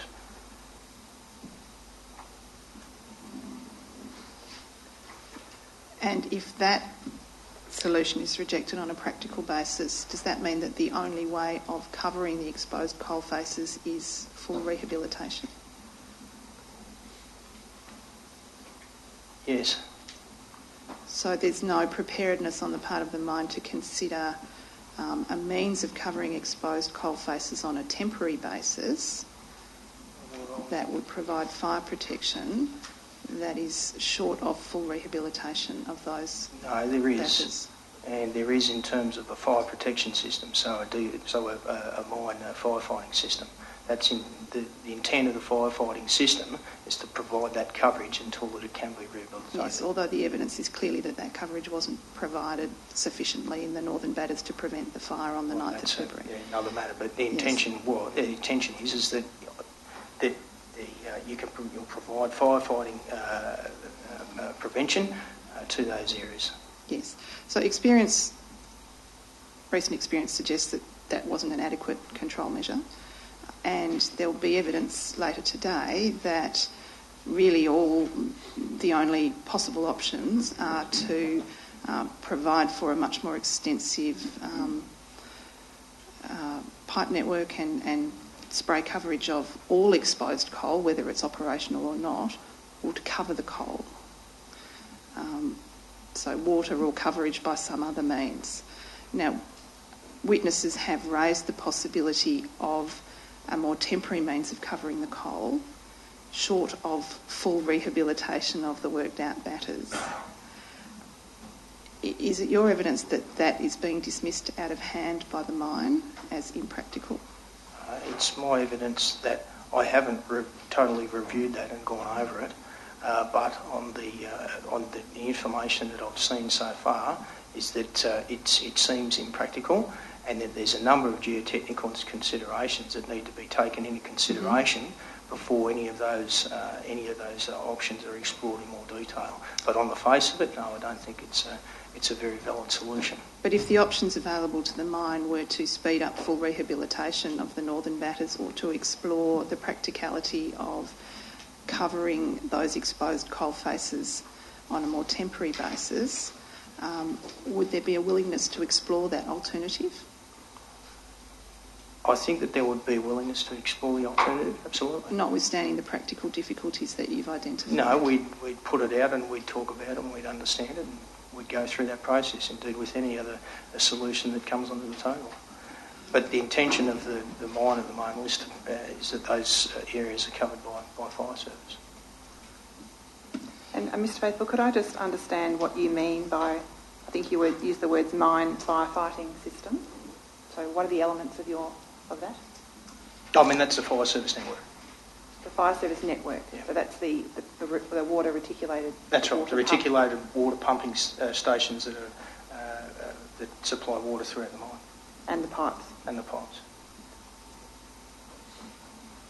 Just one supplementary. If you were to re-slope the batters, does that in itself decrease the risk of fire or aid fire suppression?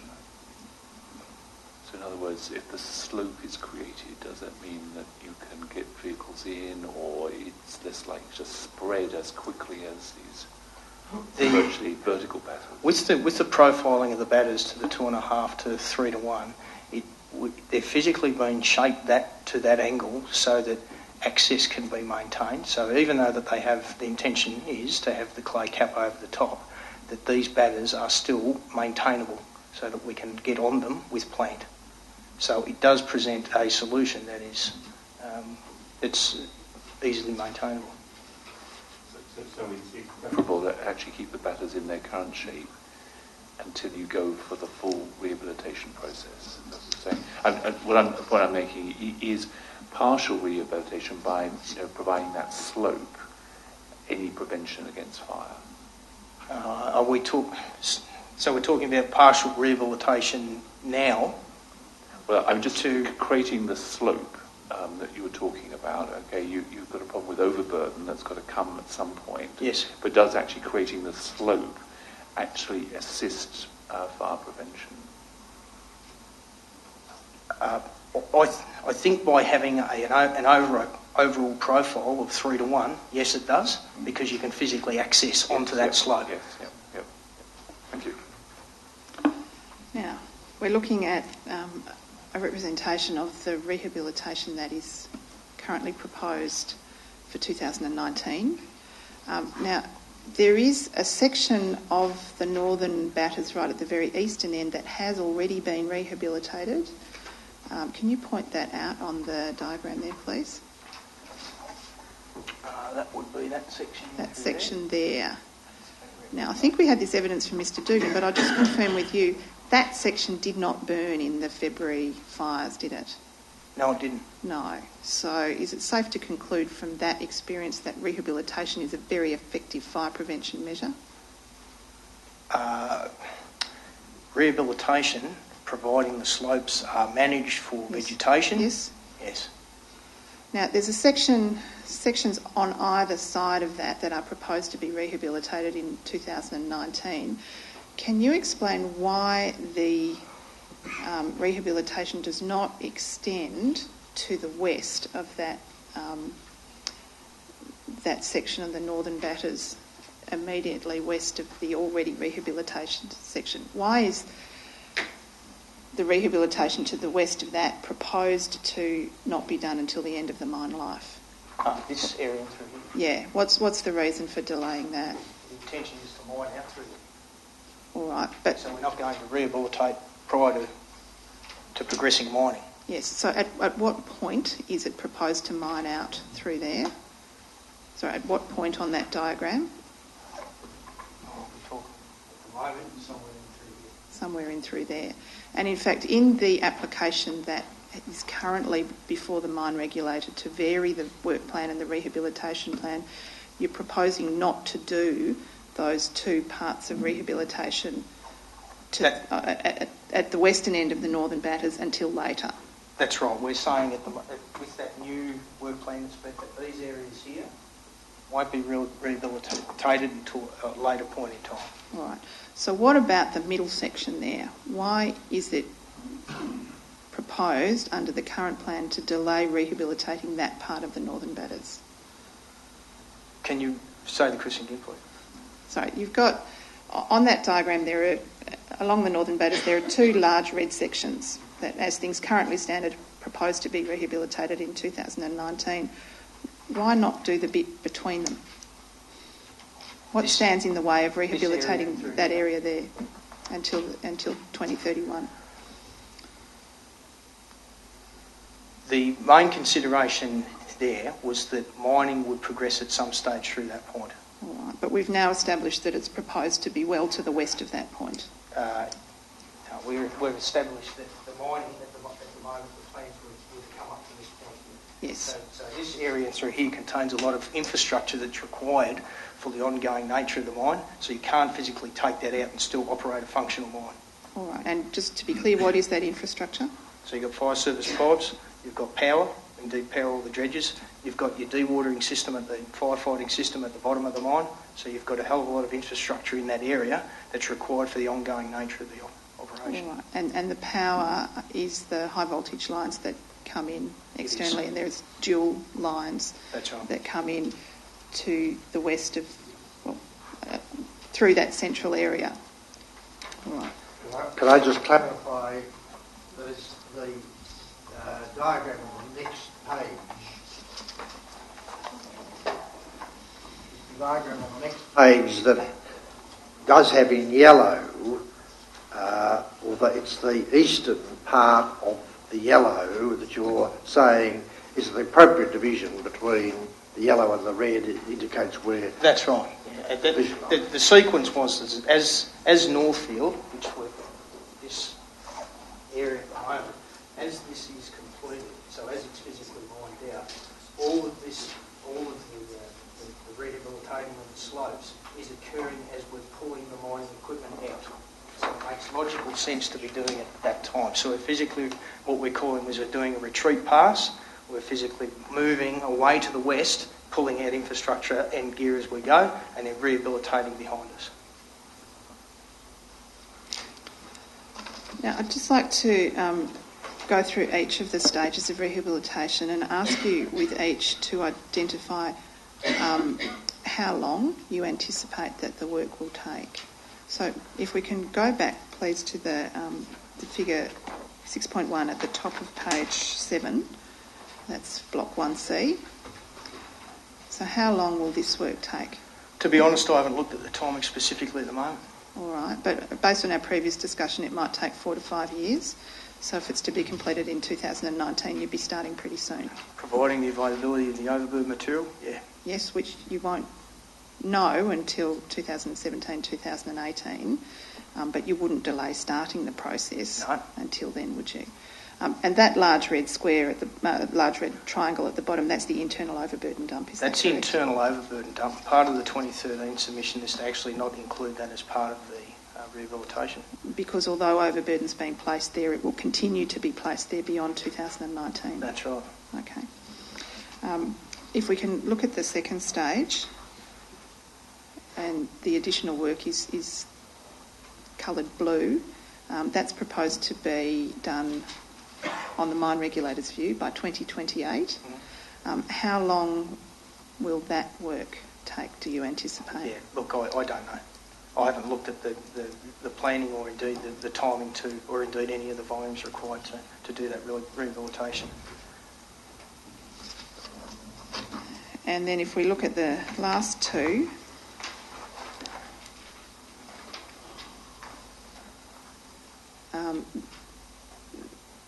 that one is to be completed again by the end of the mine life. And as I understand the timing, both Block 3 and Block 4 are to be completed at the end of the life of the mine. That's right. As I explained before, it happens progressively. So as the mine is packing up its infrastructure and the dredges are being decommissioned at coal, we do the thing called the retreat pass, where we've got to this point out here, we're physically starting to rehabilitate behind ourselves. So the natural progression is that we start in the north and then we progressively work our way around to the south. Right. And so that will be a work in progress as the area is, as mining is completed in the area. That's right. You've provided us at annexure 4 of your statement, which is referred to in paragraph 51 on page 9, with a diagram that shows what rehabilitation works have been done to date. If we could have a look at that and ask you to explain that, please.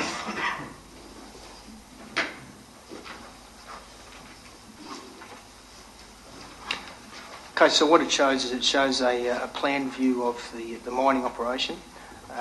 It shows the areas indicated in green, the areas that have been rehabilitated to date. It doesn't show the areas that we've planned for 2014. So you can see that the majority of the rehabilitation has occurred in the eastern overburden dump. So that's that large area in through there. There's been some work, rehabilitation that's been done on the screening embankment and indeed on the southern operating batters. And is that the work that you refer to in your statement as the easy wins? This I refer to as an easy win, yes. And unfortunately it means that overburden is not available for rehabilitation within the mine now. They were decisions made well before my time. All right. So the work that's been done since privatisation, can you point that out, please? Since privatisation.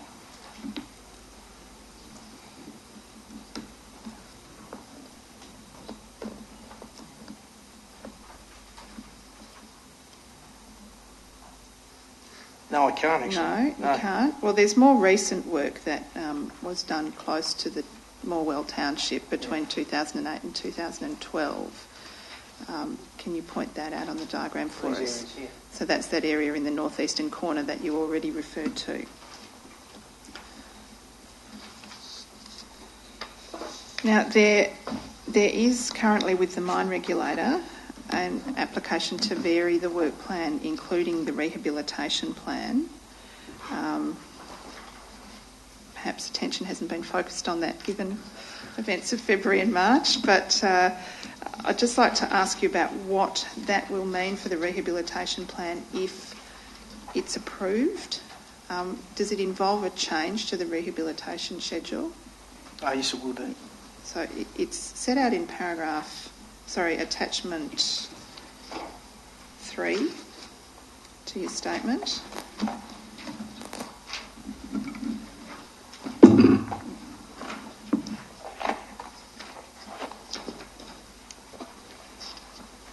And the best way of looking at it might be to look at the diagram on page 29.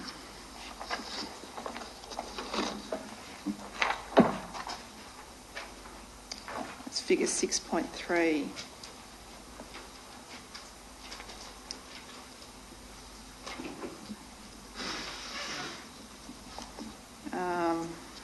Now,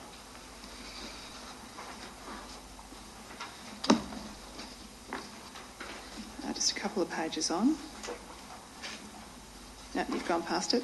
That's it.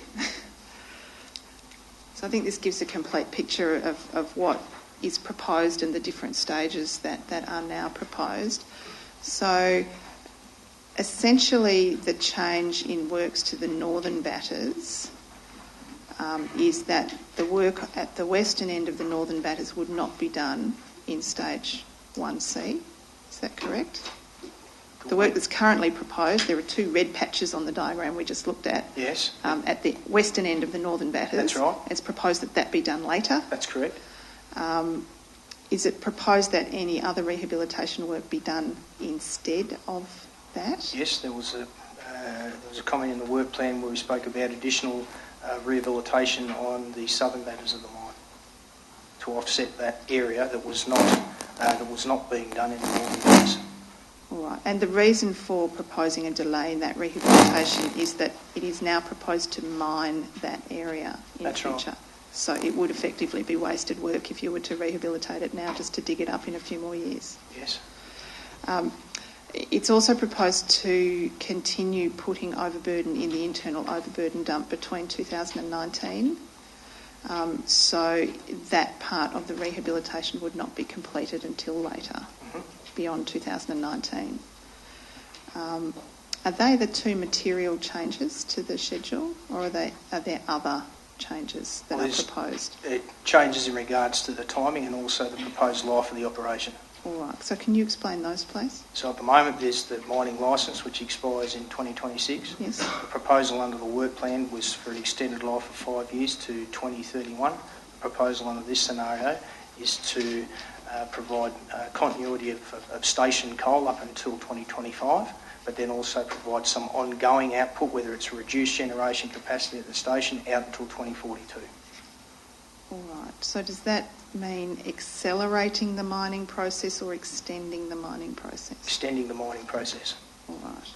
And does it involve the final rehabilitation work now happening 10 years later than is currently proposed? Right. And that is the area that we see shaded on this diagram in yellow and green. That's right. So if this work plan variation were to be accepted, The area shaded red would be completed in 2019. The area shaded blue would be completed still in 2028. I'd have to check the dates. Can you clarify what's proposed?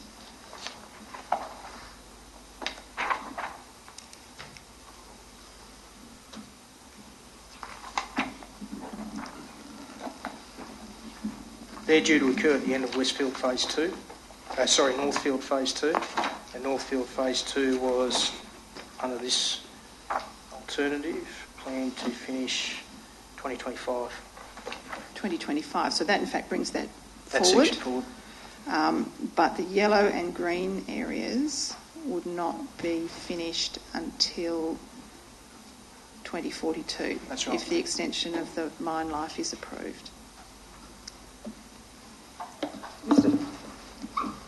Mr Faithful, the presence of the infrastructure on the northern batters, I think you described it as some power pipes dewatering system.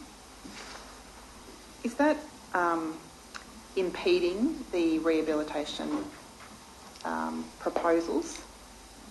And the second question is, can that infrastructure be moved so that the northern batters can be rehabilitated?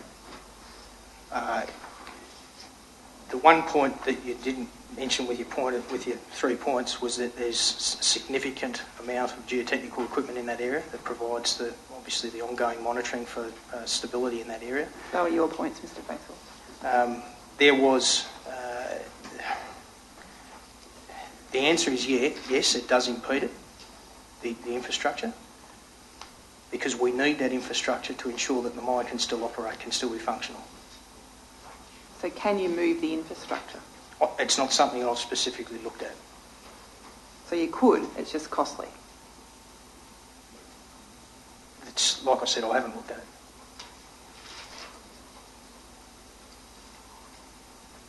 Could I just seek clarification? I think you were saying you were going to not complete the rehabilitation in those two red areas to the west of the northern batters, but replace it with some other activity.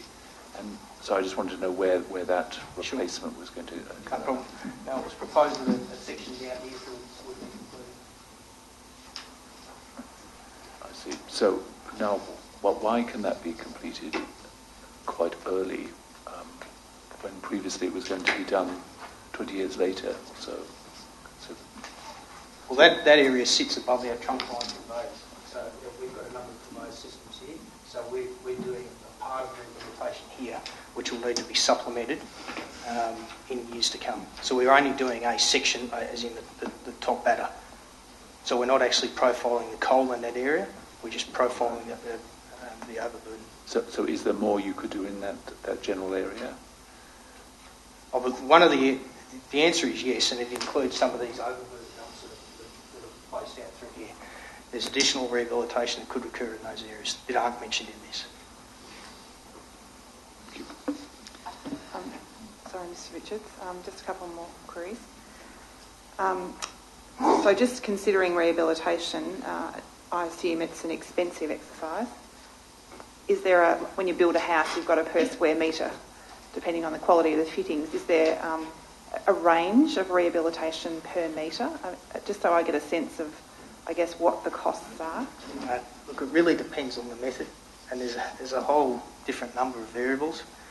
I mean, it depends on whether we're going to cart material in and just fill the batters up with overburden, or it depends on whether we're going to cut material out of the batters to generate the profile and cart a minimal amount of overburden in. It really depends on the scenario, so I can't give a definitive answer. Is there a range? No, not that we work to, no. But you have a budget to stick to for rehabilitation? We have a budget, yeah. Yep. And is your budget the whole lot of the rehabilitation, or is it an annual budget? Can you just clarify? Well, it gets broken down into an annual budget, and then we have a budget for final rehabilitation at the end of the mine. And those numbers? I don't know what they are.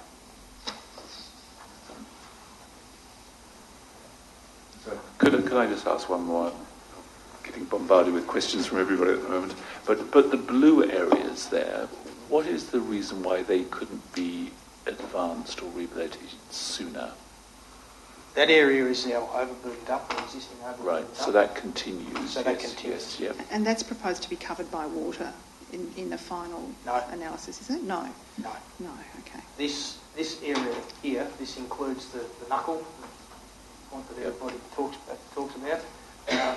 But this area here, providing you have good material, it too contains an amount of infrastructure that's required for the ongoing nature of the mine. Specifically the mine offices, yeah? Well, yes, the mine offices sit straight above it. So that, look, it's an area that there's a power supply that runs down through the old transfer point in through here, and there's also a number of water pipes that also exist in that area as well. I'd have to take it away and go and have a look at it. So, I mean, I think you mentioned that would be completed in 2025, but the mine continues operating after that date. So presumably you would be relocating those services somehow, would you? The mine, under this proposed work plan, the mine is operating at a reduced capacity, so that you have the capability then to be able to pull out some of that infrastructure. And not have to replace it then somewhere else? Potentially. We're getting close to the end, Mr. Faithful. I'd like you to take you now to paragraph 60 of your statement, where you set out a number of factors and constraints that need to be taken into account in planning rehabilitation works on the Northern Batters. And a number of these we've covered already in your description of the steps that are necessary. The availability of sufficient quantities of suitable overburden, that's the fifth step in the process that you've provided, so it doesn't constrain you from at least commencing the process, does it? No. Yeah. Construction constraints you've explained. The infrastructure positioned on the Northern Batters, is that a consideration for Block 1C of the rehabilitation plan? I rather understood your evidence to suggest that area of the Northern Batters that is proposed to be rehabilitated first has been selected because it doesn't have infrastructure on it. Is that correct? Yeah, that's right. Right. Contains, it sits to the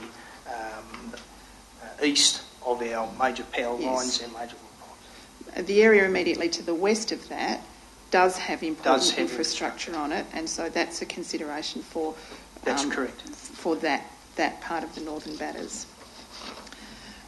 You then mention over the page infrastructure positioned above the Northern Batters, including SP AusNet's high voltage power lines, the Princes Freeway and the Morwell main drain. Can you explain how it is that infrastructure needs to be taken into account when you are rehabilitating inside the mine? Absolutely. Please do. The major consideration here is that, first of all, it's what method you use to rehabilitate. Mm-hmm. So it's whether you're profiling back, whether you're filling with dirt. The underlying issue with all of this is that is significant infrastructure that if you don't install and monitor for geotechnical stability in the area, and if you don't get that right, you can potentially impact those assets. You might have some subsidence and very many unhappy people. That never happens. No. Could I just... When we're talking about power line, clarify some uncertainty that I find in some of the uncertainty. You've worn out the switch. Which relates to the power lines and the impact of fires. Now, I know you were not there on the day, but in Mr. Harkin's material, there's reference to these power lines in a way that might suggest that they were impacted by the fire in the Northern Batters or by grass fires impacting that area, which is different. Do you have any comment upon what your inquiries have revealed in relation to either of those options?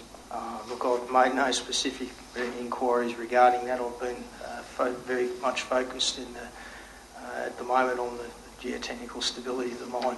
So no, I haven't been focused on that area. So, but it's possible that it could have been either that the location of the lines is such that they could have been impacted by the fire from the batters moving, if you like, to the north, or could have been impacted by the grass fire, which is moving along towards Morwell, which has impacted them on either way. Either is possible. I don't know. Yes, I don't know. So just to be clear about what you are referring to when you identify infrastructure positioned above the batters as a factor or constraint, you're not suggesting that any of that infrastructure has to be moved, are you? Potentially, yes. Will that have to be done for Block 1C? It depends on the method that we go forward, going ahead doing the rehabilitation. All right, but once that's the stability analysis and we understand the nature of that batter and what we're trying to do with it, once we've determined that, then we can start to understand the impacts and the modelled impacts on each of these areas. And if indeed comes to a point where we need to talk to SP AusNet regarding their HV power lines, then that's a discussion that we'll have at the time when we'll talk to and engage with them. all right. So this is work that's to be completed in about 5 years' time, and at present, as you sit here, you can't say whether it's going to be necessary to move the high voltage power lines or close the freeway. That's right. But that's a problem that's going to have to be solved between now and 2019, isn't it? It is. Yes. And so, in a sense, it's a factor that has to be taken into account, but it's not a constraint on starting that process. No, it's not. It's certainly not a constraint at starting that process. No. Absolutely not.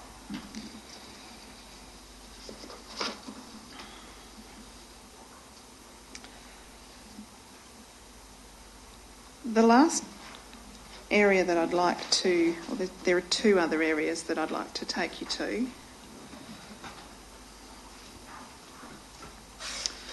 You say at paragraph 64 that you estimate that the work's required to rehabilitate the area of the northern batters between the area that's already been rehabilitated and the area at the western end where there's going to be future mining,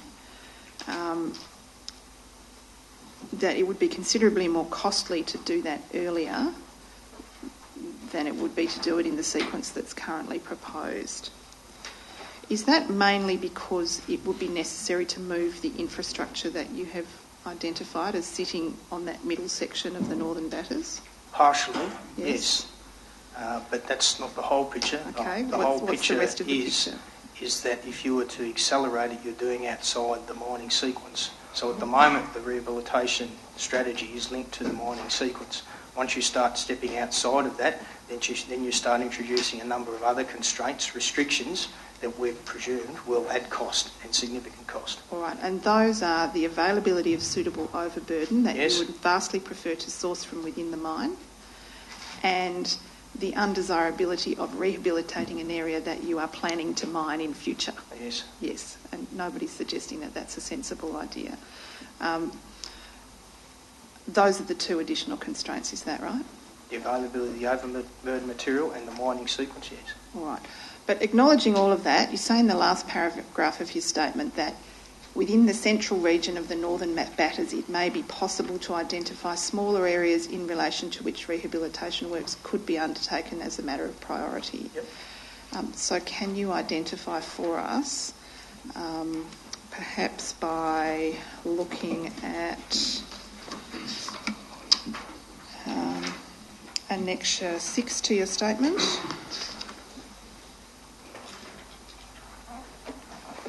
what those additional areas that may be rehabilitated within the next 2 to 3 years are. Now, this may not be the best of your annexures to look at, but tell me if there's a better one. What I'm talking about in that statement is that smaller localised areas within each of these Area A and Area B sections, so within these areas here. So what I'm referring to is I'm not talking about rehabilitating all of this area, I'm talking about rehabilitating smaller sections where currently they're available. There's no geotechnical monitoring equipment in that area. There's no bores. There's no fire service network. There's no infrastructure. It's about identifying areas that we can get to. And so that can be done as part of the rehabilitation work that will have to be done close to that area by 2019. That can be done. And in doing that, you would prioritise the areas closest to the town of Morwell. Yes. And why would you do that, Mr. Faithful? What are the benefits of earlier rehabilitation of small pockets? I think, it provides an opportunity to profile those batters and to provide some of the longer term benefits and get us ahead in regards to our rehab strategy. And look, obviously with what's obviously with the fire, it's a method that can be used to minimise the fire. All right. I've no further questions for Mr. Faithful. I understand that Ms Nichols for Environment Victoria has some questions. Just before you do, sorry, Ms Nichols, I just wanted to clarify a couple of, or just one point. We talked about that we had a conversation around earlier temporary covering of batters for fire prevention, and I think your answer was, well, you'd either have to look into it or there's no way of doing it on a temporary basis, and your fire protection strategy was, your words were, mine firefighting system. So there's been evidence around the removal of those firefighting systems from the northern batters, and that's your understanding that they've been removed from parts of the northern batters? Yep. And that there was some pipes and things that were put down during the fire? There was additional pipes that were laid out during the fire. Yes, that's correct. So I guess it's incongruous, and I'm just trying to understand, if your strategy for prevention of fire was relying upon the mine firefighting system and it wasn't complete, what was the backup plan if it wasn't effective? The fire service policy sets out clear steps, sets out clear guidelines by where there's clay breaks, that there's tanker fill points that mitigate and provide those firefighting services and access to firefighting services for those areas. And was the risk of the firefighting equipment not working canvassed in GDF's policies? Was that risk addressed? I don't know.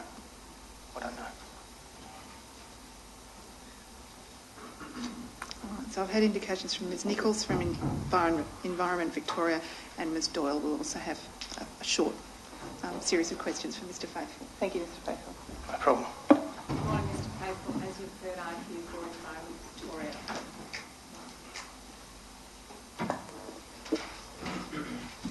Mr Faithful, I just have a few questions to start off for you about overburden. I'll just check that I can be heard first. Is that better? A few questions about overburden. Can I just understand where the issue of overburden fits within the mining method you've described in the rehabilitation plan?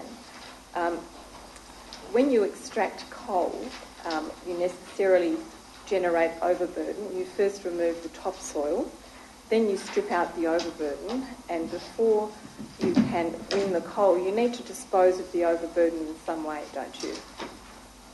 Well, we're doing it essentially at the same time. So we're taking out an amount of overburden to expose a coal seam which we mine. And in simple terms, the overburden can really go into three places. It can be placed in the internal dump, including the one in the southeastern field in the mine, or placed on the floor of the mine pit, or used to be placed on worked out batters. Is that correct? No. No? Well, those are where are the other places the overburden goes? Well, it depends on material quality. Yes, now of course it does depend on the material quality, but depending on the quality, the overburden will go to one of those three places. That's right. Yes.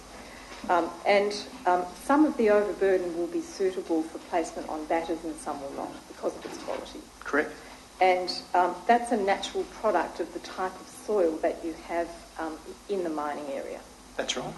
And relative to other mines around the world, probably in this mine you have a fairly high proportion of coal to overburden. That's correct. And the ideal situation for you is that you be able to use overburden material that is close to the area that you're rehabilitating. Absolutely. Yeah, but it's not always going to be possible, is it? It depends on how structured and how good the mine plan is. Yes, but ultimately, in the rehabilitation plan, when you consider it over the whole of its life, you will need to import overburden materials from parts of the mine to other parts to rehabilitate the batters, won't you? That's right. For example, just briefly, in the application to amend the rehabilitation plan in 2013, what's indicated about the final rehabilitation process at page 25 is that overburden from the batters will be dozed over the exposed coal batters to create a final surface to allow plant growth. And where overburden materials are of poor quality, imported good quality overburden will be laid on the exposed coal benches using truck and shovel. That's right. And so that necessarily arises out of the nature of the material in the mine. And it will be... And also the mining strategy at the time and the sequence. But you can't exclude the possibility of needing to import material from one part of the mine to the other? No, I can't exclude it, but in terms of a mining sequence and a mining strategy, it's definitely more beneficial to have the overburden material in close proximity to your rehabilitated slopes. Yes, but you're going to have to do some of it one way or the other, aren't you? You'll have to do some of it, but the aim is to keep it as minimal as possible. All right. Now, in relation to the question of progressive rehabilitation, as you explain in your statement, there is an obligation on GDF sewers to rehabilitate the land in the course of doing the work. You accept that, don't you? Yes. And that's a statutory obligation.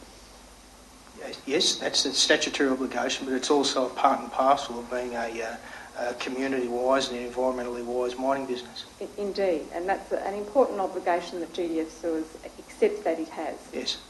And in a sense, it's the quid pro quo for being able to have permission to extract coal from the land is that you rehabilitate it finally at the end of its life, but you also rehabilitate it as you go along. Is that correct? That's right.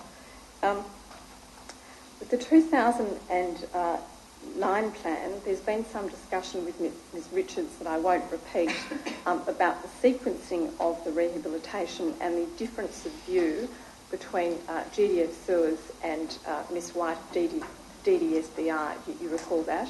DSDBI, yes. I won't take you back to the substance of it, but in short, it was the department's view that certain parts of rehabilitation would be concluded at the time at which you considered that they would be commenced. That's right. Was there ever any discussion in your meetings with the department in the course of discussing progressive rehabilitation about the meaning of that sequence and the timing required by it? Not on my watch, no. So, to your knowledge, the first you've heard of it is in the course of this inquiry. That's correct. And so you are operating on the assumption that you've described in your evidence by reference to the plan, and the department, as you now know, is operating on a different assumption. That's right. And so can the board infer from that when you communicate with the department in your regular meetings, for example in the Environment Review Committee, that there is not a discussion regularly based around time milestones? We speak specifically about rehabilitation that's planned and rehabilitation that's been completed, but in regards to the work plan, look, I haven't attended any of the ERC meetings. That was my understanding that those items were covered off in there. Yeah, so if DDSBI had an understanding that you would complete certain phases of rehabilitation by 2019, for example, to your knowledge, they didn't put that to you and ask you how you were going to meet that time frame that they understood existed? No, they didn't. Yes. In relation to the remediation that is scheduled currently to be completed by 2019, have you done a stability assessment yet? No.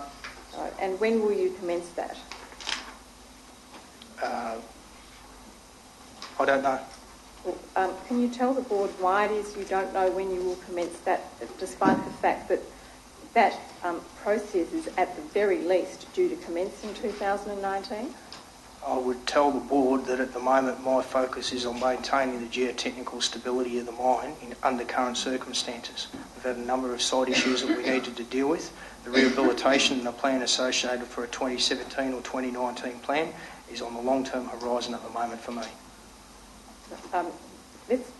Accepting that there has been a very major incident at the mine, but perhaps moving back in time before February 2014, was there a reason why you did not commence the stability assessment for the next phase of rehabilitation, which was due, that you had not commenced it prior to February 2014? Is the answer no? The answer is that we were busy doing other things at the time. Okay, so it wasn't a priority to start that process? No. All right. You've emphasised at your paragraph 34 of your statement there are a number of steps involved in remediation which I won't repeat, and you've said that batter rehabilitation requires extensive planning, significant resources, plant, labour, equipment and external consultants. And you give the example of the rehabilitation of the northern batters, at the eastern end of the northern batters in 2008 to 2012. And you say that those works were complex and labour and time intensive. Are you able to provide the board with any understanding of what those works cost? No, they were pre my time. I don't have any information on that. Well, I understand that you commenced quite recently, but you are the person at GDF Sewers responsible for long-term rehabilitation, are you not? That's right. And you would have access, ready access to records of GDF Sewers that should detail what those costs are. Yes, but I haven't looked at them. And you say in your statement, without having looked at them, that those works were complex, labour and time intensive. Mm-hmm. That's my understanding. After talking to the people that indeed carried out those works, the guys in the field, they were indeed practically complex. And you can't, as you sit here now, estimate what those works cost? No. No. All right.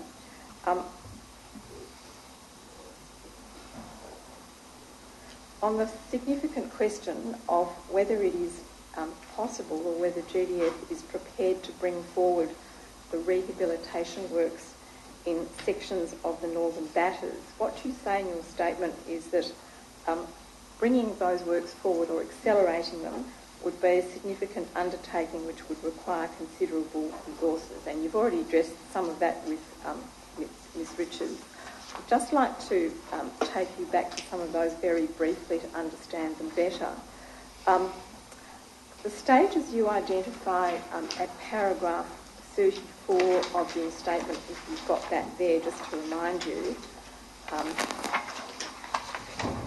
which start with stability assessments, following on with planning, moving infrastructure, rebuilding infrastructure and placing overburden.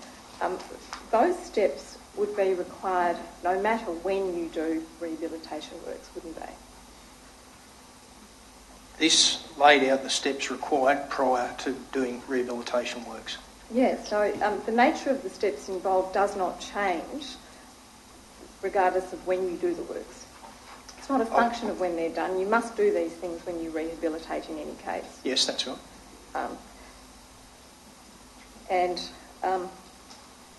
You say at paragraph 59 of your statement, on the question of whether the works in the northern batters could be accelerated, that it would involve those components, which you've said would occur in any case regardless of when the works are done. And then you address specifically the constraints in relation to the northern batters. Can I ask you firstly about what you call construction constraints? That issue about having a season within which to do rehabilitation between Melbourne Cup and Anzac Day, that's just the nature of the job, isn't it, when doing rehabilitation? That's right. Doesn't change because you decide to accelerate the works? No, it's when you can feasibly and practically operate in the field. Yeah, and it's something... I beg your pardon, go on. No. It's something that you must do as a cost of carrying out the mining activities on the land. You must engage in that process, which includes a cycled period of rehabilitation that can't continue all year. We do an amount of progressive rehabilitation per year, yes. Yes. And another constraint you identify, which has been discussed, and I'll just go to briefly, is the need to deal with infrastructure on the Northern Batters. And in answer to Ms Petering's question before, you said you had not looked at whether you couldn't move that infrastructure. So you're not in a position to say that the infrastructure on the Northern Batters cannot be moved, are you? I'm in a position at the moment where that infrastructure is critical to ongoing operations at the mine. That's accepted, Mr Faithful, but the concept of rehabilitation that you explain in paragraph 34 of your statement is that it necessarily involves moving important infrastructure, replacing it somewhere else on the mine, and to the extent necessary, rebuilding it. That's correct, isn't it? Yeah, that's right. So you must encounter that issue whenever you remediate, whenever there is infrastructure in place. Yes, that's right. So the fact that you may have to move infrastructure to a different place is ordinarily not a reason not to do rehabilitation at an earlier time. No, I disagree. Well, it just becomes more costly, doesn't it? No, it's a matter of practicality, and it's a matter of the mining sequence, and it's a matter of understanding what that infrastructure is at that particular point in time and what it's being used for. Well, perhaps we could go through them. It's accepted that infrastructure is on the mine because it's important, because you need to use it. That's right. Accepting that. Dealing with the ones you mention at page 10 of your statement, the first one you mention is mine power lines. You don't know, as you sit here today, whether or not they would need to be moved, do you? The mine power lines, if we were to rehabilitate I beg your pardon. I was actually directing myself to SB AusNet's assets. I asked you the wrong question. SB AusNet's assets, you don't know whether they would have to be moved, do you? No, that's right. And you could have discussions with them, couldn't you? That's right. And you would anticipate that if permission was required, SB AusNet would give that permission to you. We would engage with discussions with SB AusNet if we determined that that infrastructure would be impacted by any activities at the mine. And there'd be no reason to think that SB AusNet would not cooperate with you and give you the permission you needed to do that. I would expect that would be the case. Yes. Now, going back to mine power lines, which I mentioned before, you probably would have to move the mine power lines. Is that right? Yes. Yes. But you would have to take technical capability to do that, wouldn't you? Yes, that's right. Yes. Dealing with the issue of fire service main pipes, those can be moved, can't they? Yes, they can be. And yes. They were moved in the course of the rehabilitation of part of the Northern Batters in 2008 to 2012, weren't they? I wasn't there at the time. I think you say that in your statement, Mr Faithful, that as part of the works done in the Northern Batters, you needed to move fire service pipes.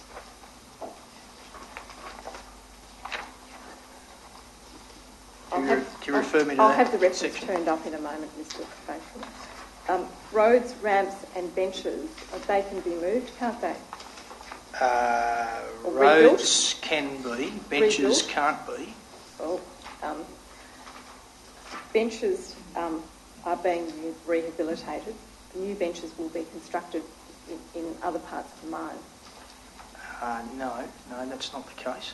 Well, are you suggesting, you're not suggesting that you can't have alternative access arrangements put in place, are you? No. Yep. So if you can't move or rebuild a bench, you can create an alternative access arrangement. Yeah, that's right. Yes. And horizontal and vertical bores can also be rebuilt and replaced. That depends on the location of the bores and the activity at the time.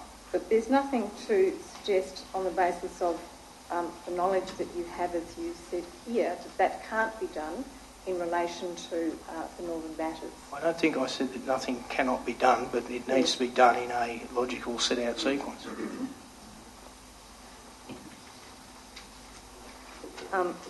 The reference I sought to direct you to before, Mr. Faithful, was at paragraph 51 of your statement, where you mentioned the rehabilitation works in the northeastern part of the Northern Batters, and you say that those works were complex and labour and time intensive, and as I'd suggest to you, all rehabilitation is by its very nature. Would you agree with that? Yes, that's right.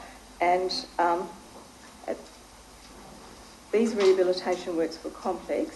In order to rehabilitate the area, fire service pipes and mains had to be moved prior to the batter reshaping That's works. right. So, yeah, it's been done before, Yes, hasn't it? of course it is. So none of these issues are really a reason that you cannot do these works. They add to the cost, though, don't they? They are all reasons why we can't do works at a particular point in time. Yes. Well, they're not. There's no technical impediment to doing any of these works. It's just that you would prefer to do them in a different No, I disagree. sequence. I disagree. I believe that there's a number of technical impediments in terms of doing this work. It has a lot to do with the mining sequence, has a lot to do with the geotechnical stability at the time. These are considerations that all need to be thought about prior to doing any of this work. I'm not saying that this work can't be done, I'm simply saying that it needs to be done in a well thought out and logical sequence. No one is suggesting that you shouldn't think about them and do them in a logical sequence, but what is suggested, Mr. Faithful, is that you've simply identified a number of things that admittedly are complex, but that will need to happen in the course of any remediation and must be thought about. That's right, yes. Yeah. And can I go briefly to the nature of the...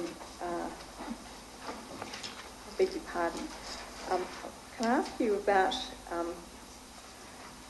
whether you agree with this proposition, that one of the consequences of leaving unremediated areas of exposed coal batters is to increase fire risk? Do you accept that? No. Okay. Well, Providing you have an adequate means of extinguishment that's installed, or you have the ability to get to water. Yes, I should have probably put it that way. So there's really two options. You need an adequate fire water surface. Yes. Or you need the exposed coal batters to be insulated in one way or the other. Sure. And the principal ways, so to summarise that, the principal ways of guarding against fire risk in the mine are either rehabilitation, which provides insulation, or providing an adequate fire service. Providing an adequate fire service, that's right. It's one of the two. Now, in your the 2009 fire plan, in the remediation section, it specifically recognised that covering exposed coal batters in the course of rehabilitation is a fire prevention measure. That's right, isn't it? Look, I don't know the detail on that policy. All right. Well, you should really know it, shouldn't you, Mr. Faithful, because you are the senior person operationally who is responsible for rehabilitation, are you not? I'm responsible for rehabilitation, but I'm not responsible for fire service and fire service planning. Can I just direct you very briefly to section 6.5 of the 2009 work plan, which deals with remediation, and that's at page 6-3. Do you have that there? I should probably explain, I'm sorry, Mr. Faithful, it's not actually an attachment to your statement, but I'll ask that it be brought up so I can draw your attention to it. While that's being obtained, can I ask, is the 2009 work plan, and specifically the rehabilitation plan, something that you have looked at in the course of your work? The 2009 work plan? Yes, it is. Yeah, all right. Thank you. Thanks. Can you please turn to page 6.3, and you'll find the page numbers on the near to the bottom left-hand corner. Have you got 6.5 there? 6.5 or 6.3? 6.3 is the page number, and 6.5 is the heading number. It's entitled Progressive Rehabilitation Staging / Sequence. Do you have that? And you'll see, do you recognise this document? Yes.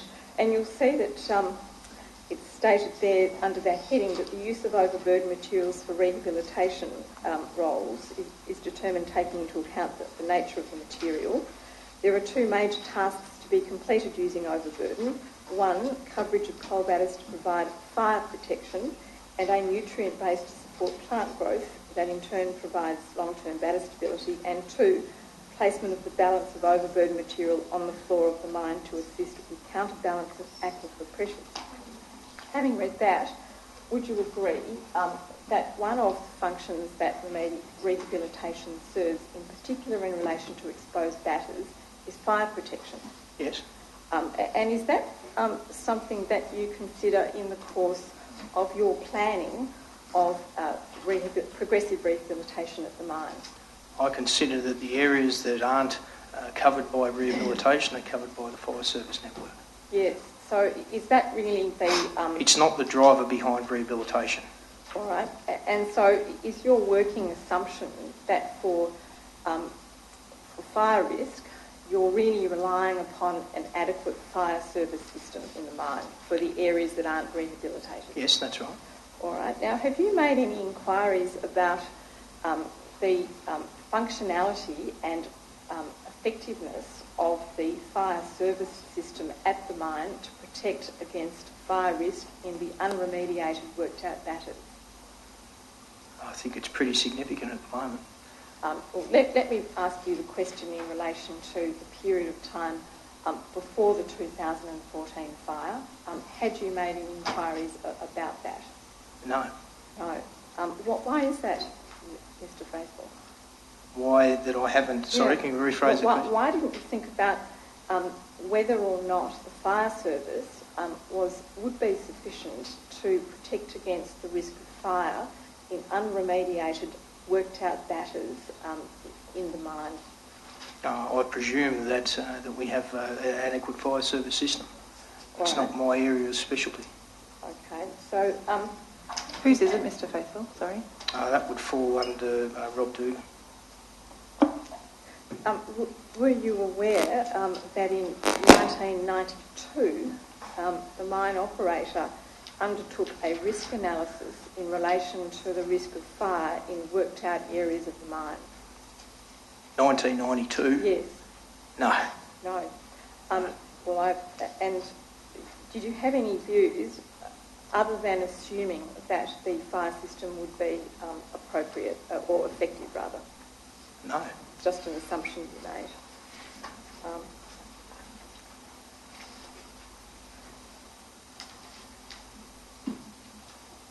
And can I just finish off that point by asking you about the 2013 proposed work plan variation? I take it you're familiar with that document? Yes.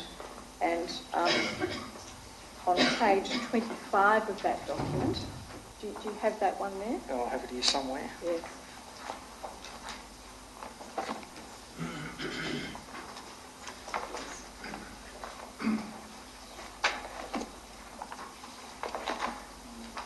$35? 25. 25. Right towards the end.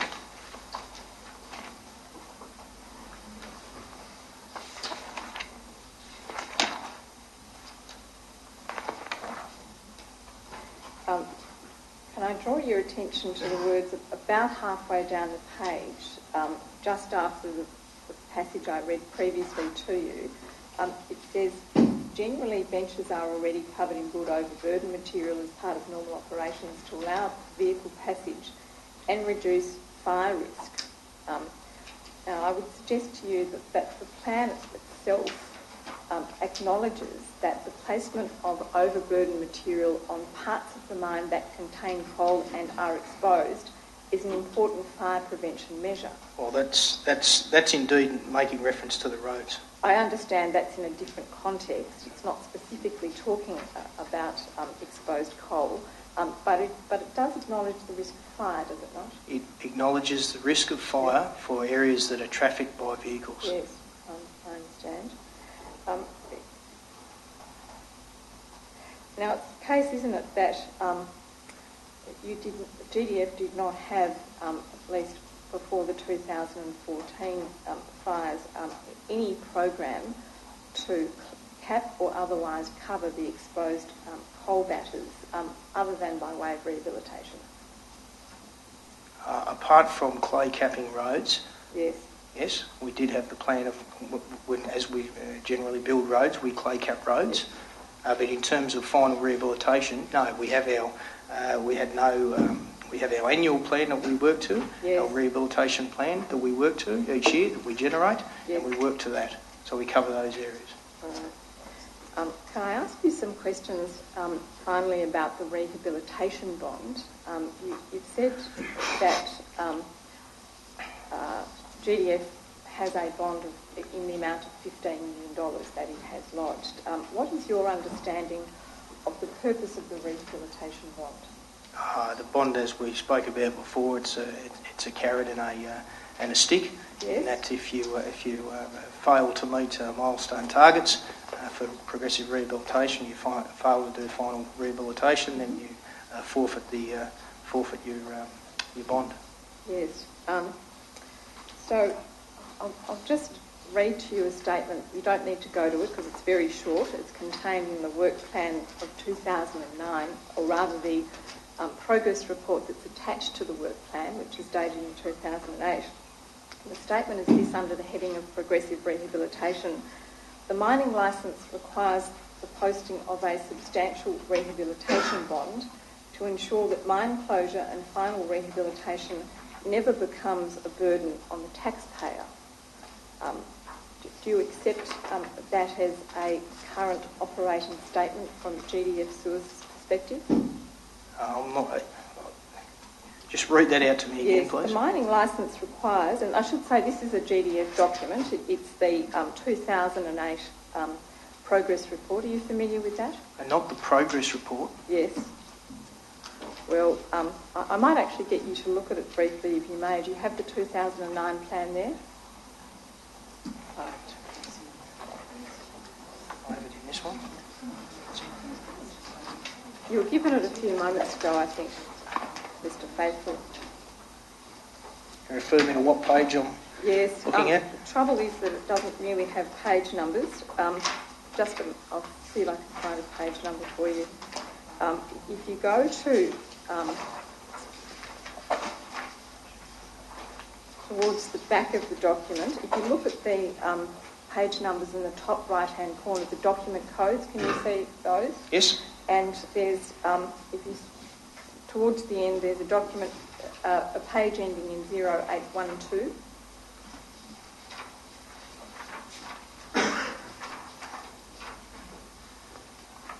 That should be the commencement of the progress report for 2008.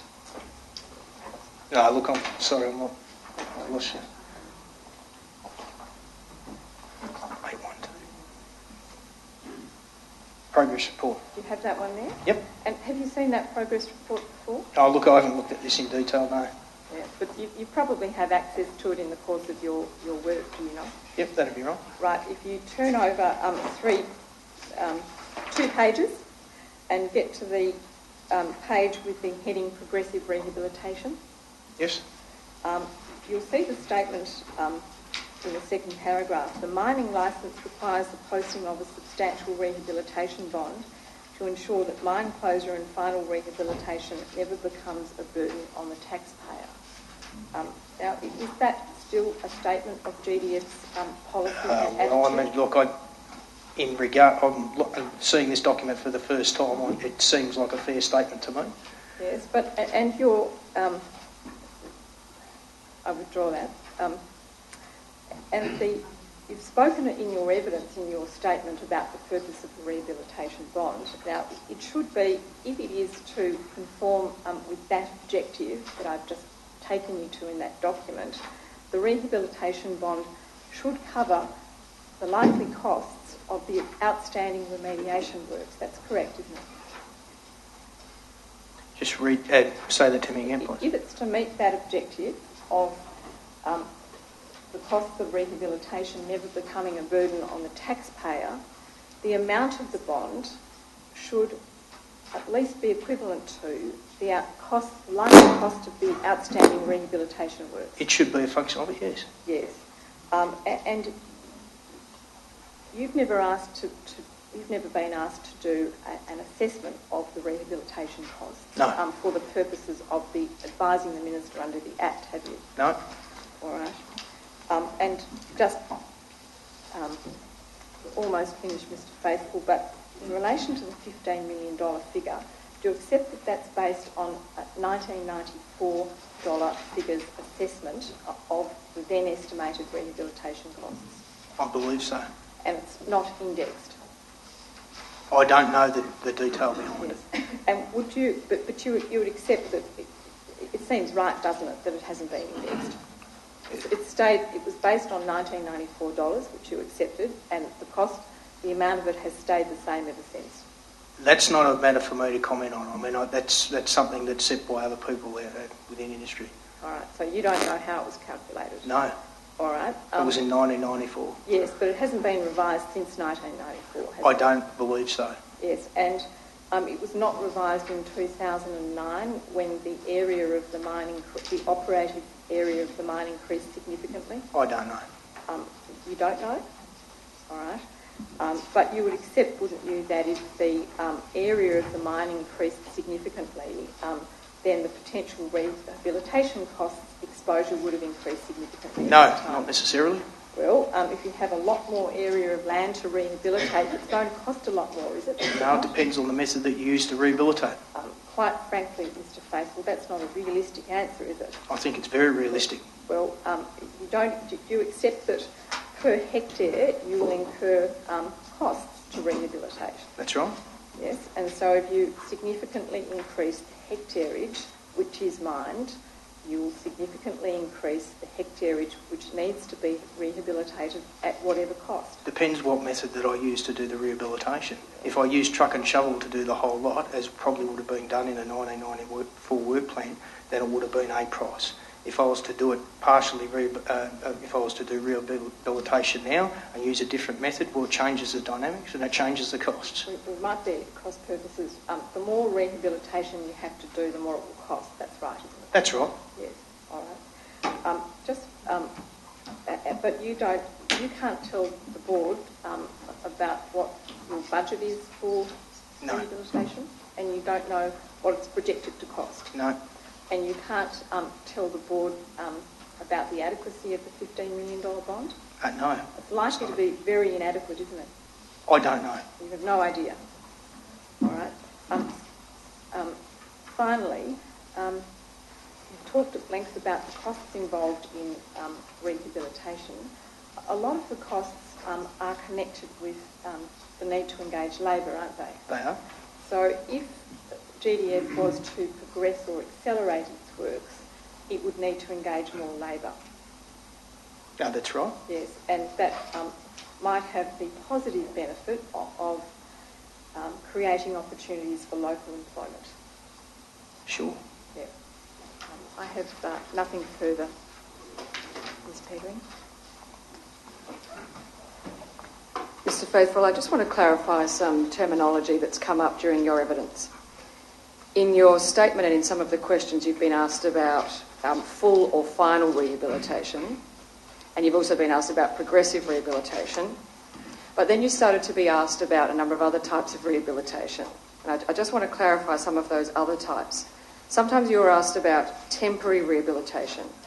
Is temporary rehabilitation a term that you're familiar with or have tended to use in your work? No. It seems that there are a number of examples of temporary rehabilitation that people have been keen to ask you about. One you've been asked about is one that Mr. Incoll, one of the experts who's going to give evidence today, talks about in his statement at paragraph 281, and it's the type of rehabilitation that I think Ms. Petering was asking you about today. She asked you about clay capping. Now, I just wanted to clarify, have you ever undertaken that type of rehabilitation where one puts earth on an exposed batter without laying it back to a fresh profile as you described under full rehabilitation? No. Okay, can you see difficulties with that type of rehabilitation, whether it be called temporary rehabilitation or the in-coal model or clay capping? Absolutely. What are the difficulties? The difficulties are is that, as I think I mentioned to Ms. Petering before, is that a lot of our geotechnical analysis on site is done by visual inspections. So we're visually looking at the mining faces that are looking at the final batters. They provide us an indicator as to how well the batter is performing, so we can see if new joint sets open up, we can map these joint sets. We can try and then, once we understand, we can then start taking the next steps in terms of whether we physically need to do something to manage those joint sets and understand why that joint set opened up in the first place. If we were to go with the temporary covering of putting something over the top of that limits our ability to do that. Is there any difficulty which arises from not having laid back or changed the profile of the batter first? It's the practicality of it in the first place. I mean, we're left then with essentially a concrete wall, which it's physically hard to maintain. It's not practical in mining nature.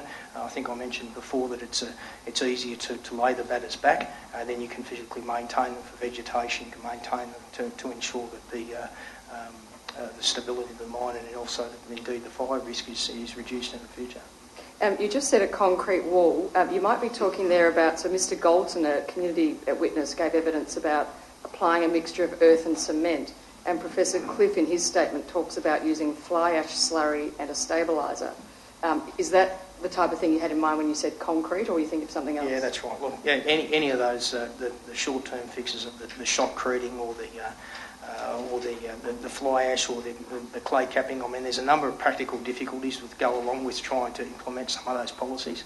How do you get that material on the batters? Is it a simple spray? Once it's on there, how do you then manage the batter profile behind? At least if you've laid the batter back, you have the opportunity then to maintain it in a way going forward. If you don't do that, then you've eliminated potentially one risk, but you've brought another risk onto the forefront, and that's... Sorry. Mr Galton referred to, I think, using a jet or a spray to put earth and cement on, and you just said spray. I don't understand. What would you use to spray a mixture of earth and cement onto a non-laid-back batter? Well, I'd imagine it would be some sort of concrete pumping truck and an elevated man lift with a platform. So we're talking about people exposed on heights that we're trying to address a 20 or 30 metre batter with, working on some sort of a slope or a bench. In your statement at paragraph 60, when you talk about infrastructure, one of the things you mention is horizontal bores. How would horizontal bores be affected by this type of temporary rehabilitation you've just spoken of? You'd need to make allowances for... you can't block up the horizontal bores. So if any of these methods cover up horizontal bores, then, as I mentioned, we're bringing up another geotechnical risk because we're not able to manage the water within each of these coal batters. So if we were to put anything in front of these batters that limits our ability to de-water the batters or monitor these batters, then it brings to the forefront a number of other risks. Would the type of temporary rehabilitation, I just want to stick with Ms Petering's version at the moment of clay capping, forget the concrete or the ash model, doing that on a batter that hasn't been laid back, does that make any change in relation to access by road around the mine, and if so, why and how? Well, it does, because physically when you're putting this material against the batter, so if we're talking about a one-to-one batter, now the natural angle that this material rills down to, so when you tip this material in, it might fall at a 35 or a 30 degree profile, so it's physically less steep. The issue with it is that then the practical nature of being able to bring that material up to a height where it covers the batter then is we end up with a batter profile that's significantly larger and blocks up our horizontal bores. The access roads at the moment between the vertical bits of the batters, how wide are they? They're anywhere between 20 or 30 metres. All right. Does doing this type of temporary rehabilitation shorten the width of that accessible part of the bench? It does. Why and by what degree? Well, it has the potential to significantly reduce. As I mentioned, if your material angle changes and we're compacting, well, the maximum slope you can work on is a 2.5 to a 3 to 1. Once that's set up, and that's the maximum angle that you can physically put against these batters, your access to the area now has been cut off because you've covered your road, you've covered your drain, you've covered your bund wall. Everything, all that infrastructure that was sitting on that bench has now been tipped over. I want to ask you about one other type of what might be called temporary rehabilitation. This is Professor Catford's model that he suggested, or he asked you about, and that is laying back, as with full rehabilitation, but not covering. Do you see any feasibility difficulties with that model of what we might call temporary rehabilitation? Look, I think that is a more realistic and a practical measure. But how you do that, given the nature of obviously the infrastructure and the requirements at the time, makes it, it'd need to be thought about further. And would you need to think about fire risk? Because under that model, one increases the surface area of exposed coal. One does increase the surface area of the exposed coal. Some of these ideas sound as if they were new or newer to you. Would it be the case that if you were going to action any of them, you'd want to undertake a risk assessment? Absolutely. Would you involve DSDBI in that? I would involve DSDBI and I would involve WorkSafe. You gave evidence when you were asked some questions by Ms Richards about what you called easy wins, and you were referring at that instance to the map at Annexure 4. And when Ms Richards asked you about it, you said they were done prior to my time. Those easy wins were done prior to privatisation of the mine, weren't they? That's right.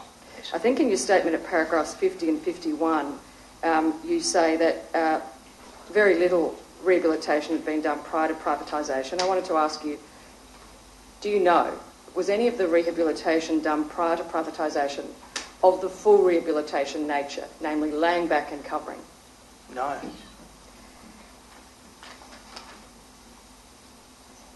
You were asked about you were asked about the current plan to hit a 2019 target.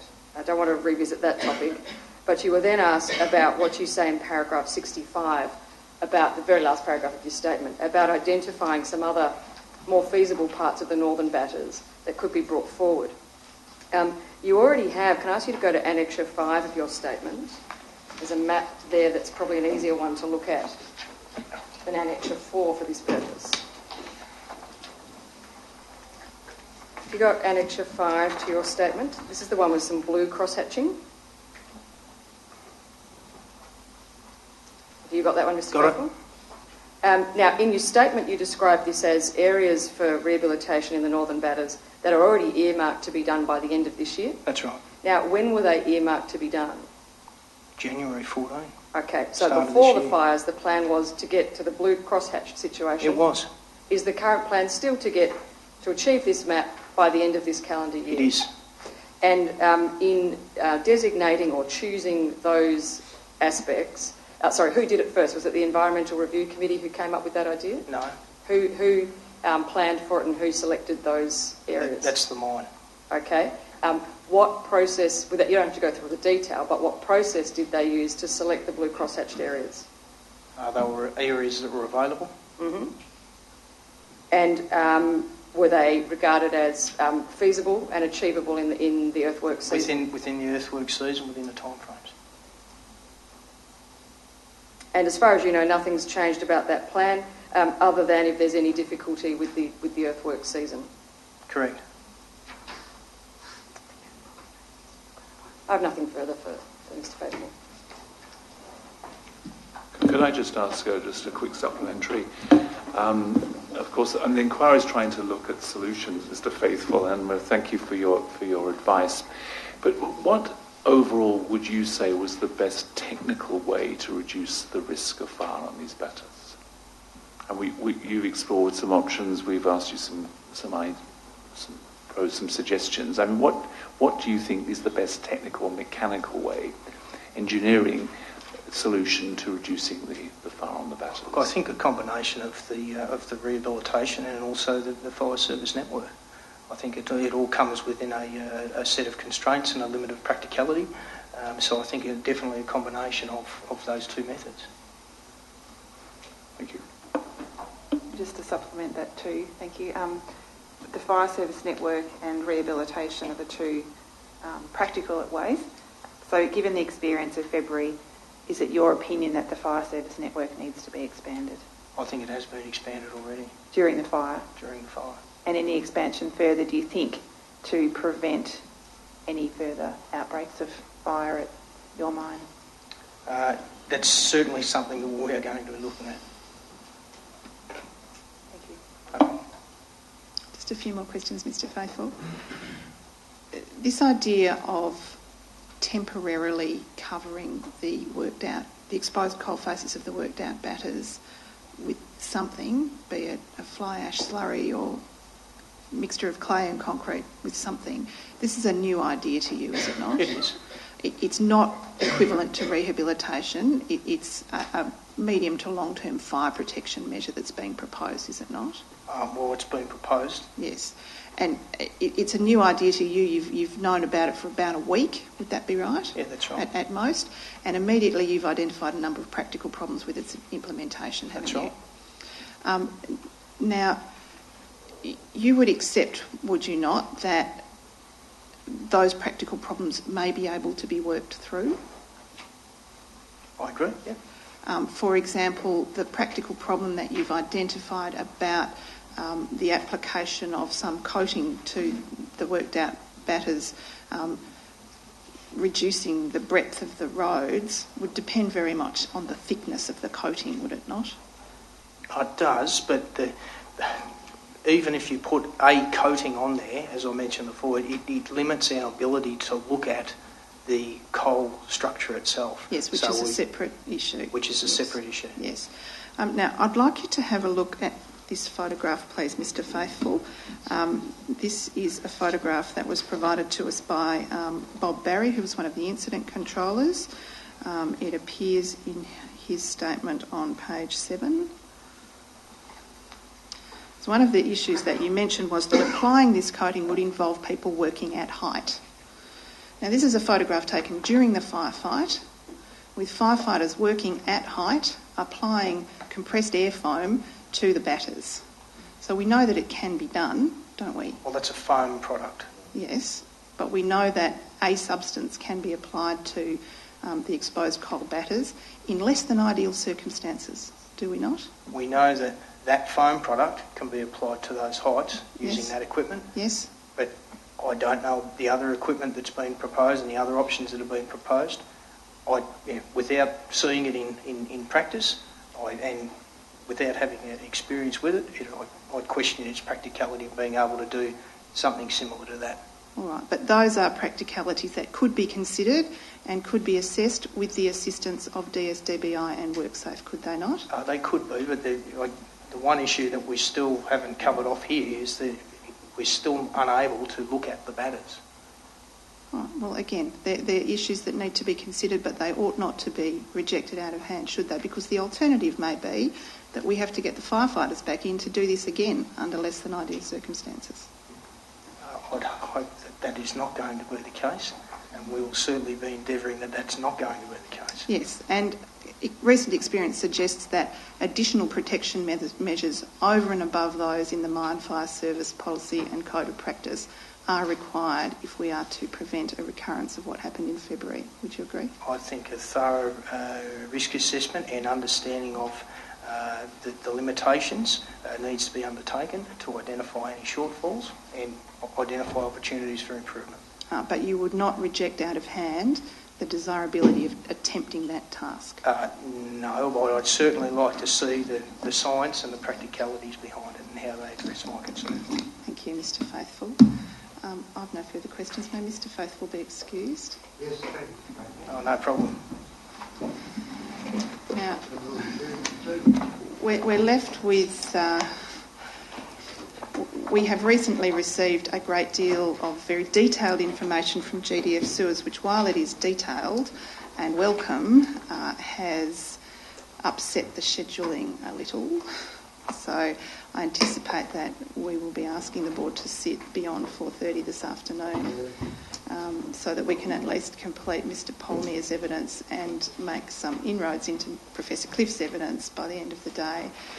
And it may also be necessary for us to ask that we start sitting early tomorrow so that we can complete by the end of tomorrow. Yeah. All stand.